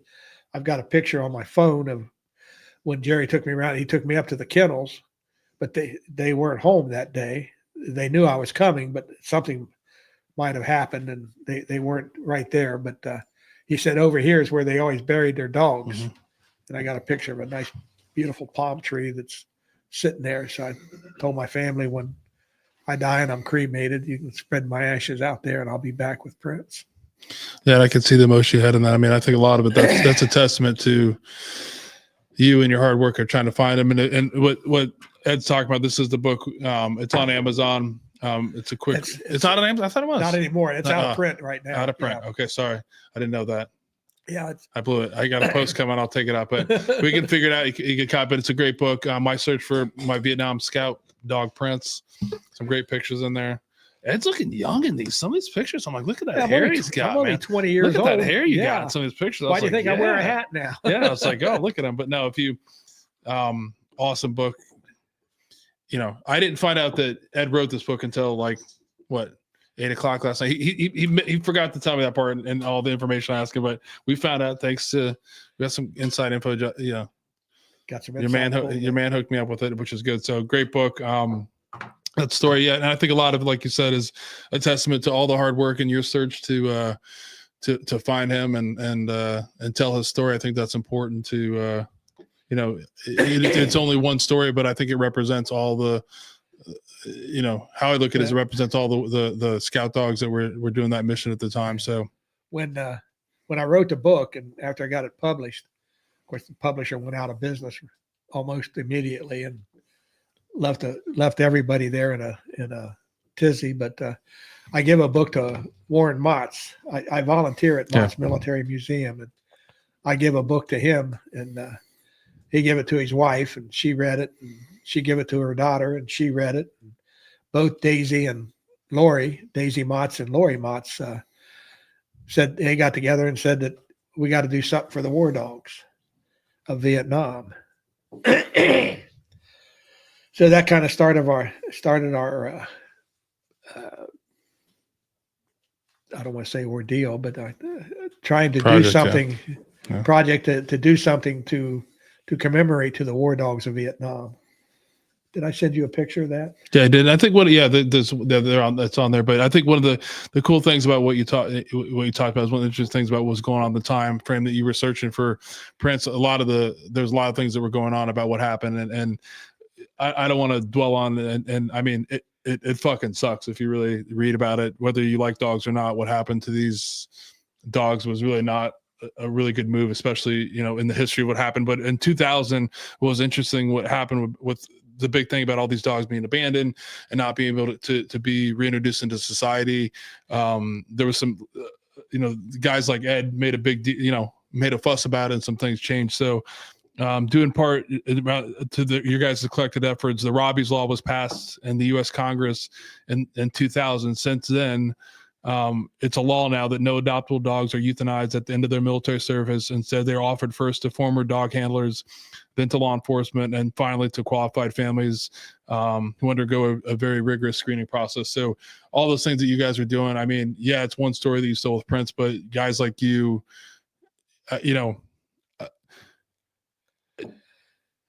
it's hard to put together, like when you really think about what, if you've ever served the nation and understand what those dogs did for so many people, that how, I'm not going to try to make the government wrong, but it was a really bad fucking deal. So yes, out of the bad, there's good. I mean, and now, there's been, I tried to look today about the number of dogs that have served in the global war on terrorism. The numbers are up there, but I couldn't be more happy. And I'm gonna start crying now because of a documentary I saw about it. But I couldn't be more happy that those dogs have the opportunity to go back to the people they were closest with, and that they're being truly recognized for their service, to be able to come back, be reintroduced in society, and live their life, like they should. So I was up in D.C. 2 years ago. There's a 3 now, but anyway, they was having the 50th anniversary of the end of the Vietnam War, and the Vietnam dog handlers. This guy named dog handler Bob Dunn got with the VDHA, and we set up a tent up there to tell about this thing. I went up for 3 days and worked it, and I took my pictures that I had, and they had the dog unit from Andrews Air Force, Andrews outside of DC. Is that Andrews? Yeah, I think Andrews. Yeah. Yeah, they came over to put on a demonstration, and the kennel master came over, and the dog that he worked with when he first went into the service was not first, but I'm going to sneeze. But the first dog he worked with was retiring. So the handler who had him now called him up, because the names are in their records now. My name wasn't in Prince's records. I might have got a call and I could have had him. But the handler called him, and he said, "Hey, I can't remember the dog's name now, but said he's retiring. Do you want to adopt him?" And the guy said, "Sure, because if you don't, I'm going to." Yeah. So he got his dog. He adopted him personally. It was a Century dog. Yeah. But so he brought him over to the tent one day, and see, kind of the dog's first time out in a public sense where he wasn't working.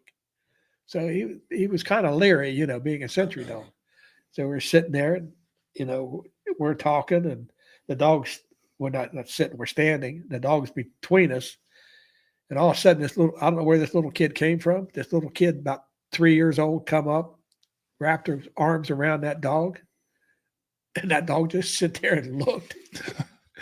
And when we kind of got us both by surprise, but he grabbed the dog, and got the short leash, and I kind of pulled the kid back a little bit. And he said, "God, that could have gone south real quick." It's like, tell me about it. I was in a Huey. That could have went bad really quick. Yeah. No, but I think, yeah, I mean, I feel for that dog too, because I mean, they probably feel the same way that we feel when you come back. There's an uneasy feeling about what you've been through, and you know, your effort, you know, all the handlers that and all the people are behind that. I mean, kudos to all you, because it's a story I didn't know at all until, you know, researching for this podcast. It's crazy, and it will tear on your. I mean, it makes you angry, and at the same time makes you cry, and but you're happy the way that they've changed now, and you can't change the past. But talk about Mott's Museum. You're big volunteer there that got you into it. So if people don't know, we have a really kick-ass military museum here in the Columbus area in Groveport. If you haven't been there, really cool situation. A lot of stuff. You've been, what got you volunteering there? You've been there for a while now, right? Yeah, I started there in 2012. When I first retired, you know, I'd heard about Mott's Military Museum from the place my wife worked. Her husband was a retired lieutenant colonel. He was a fighter pilot during World War II, and he was a member there, and he talked real highly of it. I went over there one time with my wife. We just went in to see about it one day and walked around. That's when I got a picture with the Huey helicopter that we have over there. But I forgot where I was going with that. But in 20, when I retired in 2011, Veterans Day, I went downtown for the Veterans Day, Columbus Day Veterans Day parade. Warren was the keynote speaker. So I went in there and listened to him. And when he was done, I walked outside and saw all these military vehicles over there, and, you know, a couple of Jeeps, a 3/4-ton pickup truck, and I didn't know what kind of vehicle it was at the time, but it was a Austrian Pinzgauer troop carrier. And there was a volunteer out there, and I went up and started talking to him, and he's saying, "Have you ever been to Mott's?" And I said, "I was there once, but, you know, just for a short period." And he was working on the new West Wing at the time, which he called the Vietnam Wing. So Gene, that was the volunteer that I talked to. You know, he's a Marine. I keep calling him a former Marine or ex-Marine. He said there are no former Marines or ex-Marines. They're Marines. And so, you know, I went out there, and the wing wasn't open yet, but Warren was letting Vietnam veterans go back there and just walk around. So he had he still has it there, like a cement dog, German Shepherd. And right next to it is a case with a guy's pictures in there, for a dog handler from Vietnam, Eugene Mitchum. Now he lives here in Ohio. I've met him a couple times down there. But I'm sitting there looking at that, and Warren was there, and he said, "What'd you do in the service?" I said, "Well, I was a dog handler." So then I started telling him a little bit about Prince and that. And he said, "Yeah, we got to, you know, I want to do more for that. I've heard that story." And Gene, he called him, said he's told me about it. He says, I'd like to, you know, do more for the dogs, you know, to keep it alive. So it's come 7 years later, and we got the memorial built at the museum. It has engraved on it 4,244 dogs' names and tattoos that served in Vietnam. And like I said earlier, that all the branches use them: Army, Air Force, Marines, Navy, mm-hmm. Scout dogs, sentry dogs, tracker dogs, mine dogs, water dogs. And as far as I know, you know, I mean, so far, out of all the handlers that we've had, they've all found their dog's name on the wall, and they do an etching like they do at the wall. And I mean, so many of them told me how great this is. Also, in the center part of that is a panel with 300 handlers and support people, 1 veterinarian and 2 vet techs that lost their lives in Vietnam doing their jobs. But the granite wall, the black granite wall, is from the same quarry in India that the Vietnam Wall is from. The sculptures on it, I don't claim it, but it's a picture that I donated to the museum. It's been changed a little bit by the artist, Prince and I. So, like I say, I don't claim the statue of the handler, but I definitely claim the statue of Prince. And the the memorial was done by Columbus Art Memorial. Now the guy that did it, Bernie, I called him. I can't remember. He's Italian, but he designed the whole thing, and it took us 3 years to get through it and to raise money. How much money did you have to raise to build it? $113,000. Now Yeah. we got a couple grants, and we got. Actually, there was a school in Mount Vernon that I've gone up to since 2017, except for the COVID years. And I speak to them every year about Prince. 2 years of their class raised over they were the second highest. They raised over $3,000 for that memorial. So I owe, and the teacher's Trudy DeBolt from Mount Vernon Middle School. She contacted the president of the Vietnam Dog Handlers Association back in about 2016 and wanted to see if anybody could come up to her school and speak.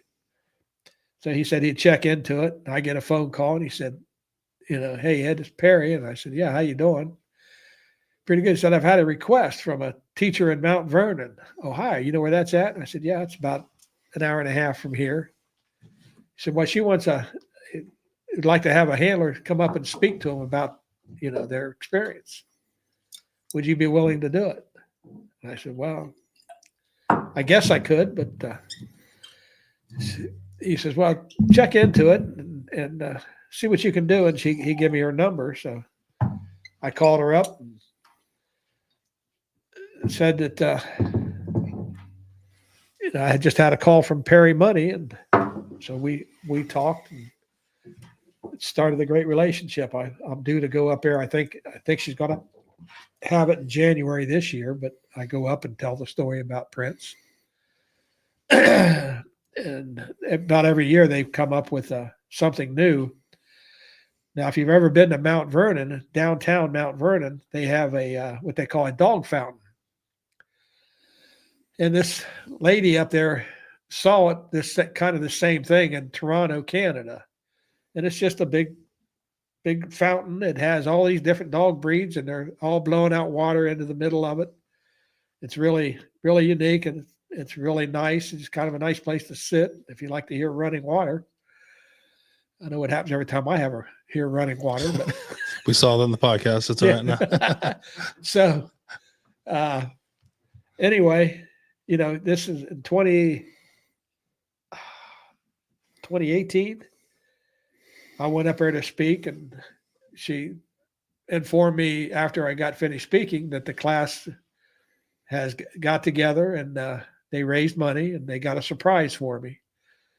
So, we left the school, and I think my wife and my mom was with me because she said, she'd already talked to my wife and told her they had a surprise for me. So go up there and go to this dog fountain. Now it's cold. It's not on yet. It hasn't been completely done for water. He's going to do that in the spring. But they had this one statue covered. And so I got to uncover it. Here, this fountain wasn't designed with a German Shepherd in it. So when Trudy found out about this and some other people, she asked, what would it cost to get a German Shepherd in there? And they told her $20,000. So she said, well, we can't raise that kind of money that quick, but they told her, says, well, what do you think your students could raise? And he said, a couple thousand. And they raised that, and somebody from that area donated the rest of the money to put a German Shepherd in that. And they call it Prince. And the artist came back after it opened up and put Prince's tattoo number in its left ear, 986A. It's painted in his left ear. I've been up there. Well, my wife and I just went up there about a month ago, maybe a couple months ago now, and got to see it again. But a lot of my friends have gone up through there. And some people call me, and there's a plaque over there talking about Prince, and they've heard of, that my friends have said, "Is that your dog?" I said, "Well, it's a representation of my dog, but yeah, he's still there." Right. Well, I don't know if you heard this. I hope you have. If you haven't, somebody should have told you this a long time ago. But it is pretty inspiring to hear you tell your story and tell Prince's story. One of the amazing things about when I was doing research about you, you love to talk about Prince, and it's a lot about telling his story. And I hope you know that there's a lot of people that, I'm sure a lot of the guys that went through the same thing you went, you're telling not only Prince's story, but the story of those 4,200 dogs. It's really inspiring to hear, and it's emotional, and thank you for everything you've done to honor the legacy of your friend, your brother in arms. It's a pretty amazing story. And I just hearing about, he's being like pretty, he underestimated. They raised over $100,000 for the War Dogs of Vietnam Memorial in Groveport. It's top notch. The representation is of Ed and his dog Prince, and that's something to be proud of. And it's a story that if you don't know the story, go down there, see the memorial, read about it, read about Ed's story, read about Prince's story, which represents, some 4,200 dogs. What was the official number of handlers? 10,000 dog handlers, they say. 10,000. Yeah, it's not official, but that's a really weird number, but that's the story going around. And like I said, I don't dispute it. Yeah. Because I'm here today. Yeah.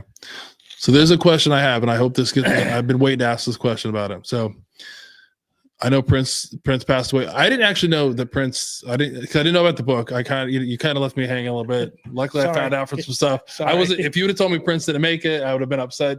It's a good story. We love having a good story on Boards with Patriots, but we know Prince passed away. You're still alive, so whatever age you are. Like, one question is, if you could do one more thing with Prince, what would you guys do?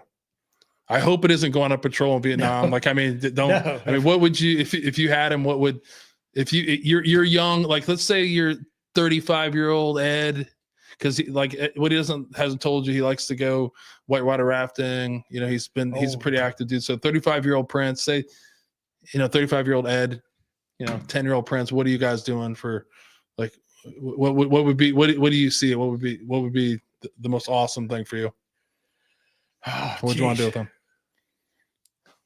Well, first thing I do is give him a big hug, that's for sure. But I mean, I'd like to take him out walking a trail in a park where he's not working. Yeah. Where we didn't have to worry about what if he finds something, just to get him out there and let him off leash and walking the trail in front of me and not have to worry about anything. Not really worry, but not care. It's, yeah. Like I say, as long as he was out in front of me over there, I didn't worry about something that might have been. When it happened, that's when you worried, and you didn't really worry then. It wasn't until afterwards when you got scared. Yeah. At least me. So, but yeah, I think just to take him out and let walk on a trail through the trees, like at Battelle Park or something. I spent, when I first retired, I walked all these parks. I'd go out there 2 or 3 times a week and just walk the trails. And, that kind of seemed to relax you a little bit. Plus, get exercise. And then cook a big steak and sit down with him and catch up. Yeah. I'm sure he's looking down on you wherever he's at. Like I said before, you're carrying on his legacy is a huge thing, I think. And like I said, it represents more than just one dog. I think you know that. If you haven't heard that, I mean, I'm sorry you haven't, but it's a big deal. So we're getting close to time here on going there. We're rolling along. Anything else that you want to talk about? Any other topics close and dear to your heart? Well, you mentioned the Grand Canyon, whitewater rafting 3 times down through there, 280 miles, 8 days on the river. And, everything you take in, you take out. The food was excellent. Had a ball. The rapids were great. Water was cold. You're going through the Grand Canyon, through through the desert, you'd think the water would be warm, but the water temperature never gets above 64 degrees, they say. And but I've enjoyed that 3 times. I said the last time I was having trouble with my knee, so I wasn't quite as agile as I used to be. But I mean, the side canyon hikes are tremendous. You know, I mean, you're at the bottom of Grand Canyon. Now they only allow so many people a year to do that, the Park Services, and you know, you have to make your reservations about a year out. But the Arizona River Runners is a great. I've never had a bad meal from them. I mean, we have steaks for dinner nights. We had just you name it. I mean, the cooks, the guides are great. It's and you meet new people. I'm still friends with the ones I went on in 2011 when I did my first one. I'm still friends with a few of those people. We talk on email and stuff. But yeah, I'd almost thinking about doing it again now if my knee holds out. Just do it. I mean, Tyson went in the ring a week ago. God. I mean, you can do it. I believe in you. That wasn't a fight. That wasn't I believe in you. I believe in you. That wasn't a fight. Hey, yeah, that's an interesting topic. Yeah, yeah. Oh, God, it was like I'm not a conspiracy theorist guy, but I was like, nothing more wanted me to see a 58-year-old dude just beat the hell out of a YouTuber, you know. But I mean, I still how I look at it, right? So the only losers in this was Netflix. Yeah. But hope you guys got this figured out for the 2 live games that you're going to be on Christmas Day, because that could be close to the same amount of people that crashed during the Tyson fight. But how I looked at it is like I got to watch it with 2 of my sons. So my son never saw Mike Tyson fight. So that's how I look at it. I was like, and the hype up, you know, except for Mike Tyson rolling up with the knee brace, it was a pretty cool thing to see him. I'm like, okay, but give it a shot. I mean, just wear your life vest, wear a helmet. Yep. Get the same knee brace that Mike Tyson was wearing. You'll be all right. You'll make it. I had a knee brace with me, but you'll make it. Yeah. So, well, Ed, I want to thank you from the bottom of my heart. I want to thank you for coming in and sharing your story. I want to thank Justin for making this happen. Most importantly, I want to, you know, not only sharing your story, but sharing Prince's story and the story of the 4,200 other dogs that served in Vietnam. And as a person, I feel kind of bad as someone that loves history. I had no idea that, you know, what had happened to the fate of those dogs. So thank you for sharing that story. I hear that all the time at the museum. I had no idea. And it's like, wow, I had, and I mean, it's not a story that we want to tell. It's not a great story, but it's definitely, the whole story is a bad story, but yeah. You know, there's one happy story out of that whole bunch. So. Yeah. But, well, thanks for having me, Shay. I hope I didn't disappoint. No, never, man, never. There's no chance. And also I want to thank you for your service to, you know, during, to our country. Also, a lot of things we get to talk about. You've been you're a very well thought out man, and you've done a lot for the city that you're in with your the Grove City Police Department, Mott's Military Museum. So thank you for everything you've done.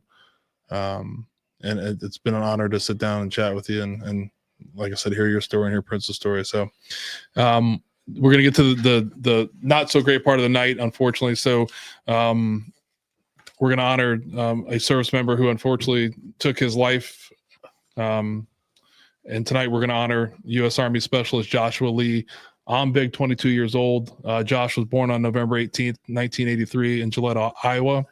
Josh took his life on December 22nd, 2005 in Grundy City, Iowa. He graduated from Grundy City High School in 2002. After graduating high school, Justin enlisted in the United States Army as a military policeman and was assigned to the U.S. Army Reserve 339th MP Company based in Davenport, Iowa. Josh served an 11-month tour of duty in Iraq and was employed at 03 Direct Security in Des Moines, Iowa at the time of his death. Josh was also a member of the American Lutheran Church, the Grundy Center Volunteer Fire Department, and the Police Reserves. Josh's death was a driving force behind a legislative attempt to address the growing epidemic of suicides among veterans. On November 6, 2007, President Bush signed the Joshua Ombig Suicide Prevention Act into law. This law directs the Department of Veteran Affairs to offer mental health screening and referrals at veterans' request for counseling and treatment. Among other things, the law requires a 24-hour toll-free hotline that veterans can call for mental health counseling. Joshua is survived by his parents, Randall and Ellen, sisters Rachel, brother Jacob, grandmother Nancy, step-grandfather John, and numerous other relatives and friends. And the number I'm about to share with you is a product of that law, the Joshua Omvik Suicide Prevention Act. So if you or someone you know is in crisis and might be considering suicide, please contact the Veterans Crisis Hotline at 988 or at 1-800-273-8255 and press 1, or you can text 838-255 or chat online at veteranscrisisline.net/chat. So we're going to end it with a quote, another dog quote. There's tons of quotes about it, but I think this is fitting for print. So this is a quote from Will Rogers that says, "If there are no dogs in heaven, then when I die, I want to go where they went." So thank you again, Ed. Thank you for everybody tuned in for episode 65. We'll see you in a couple weeks, and have a great night.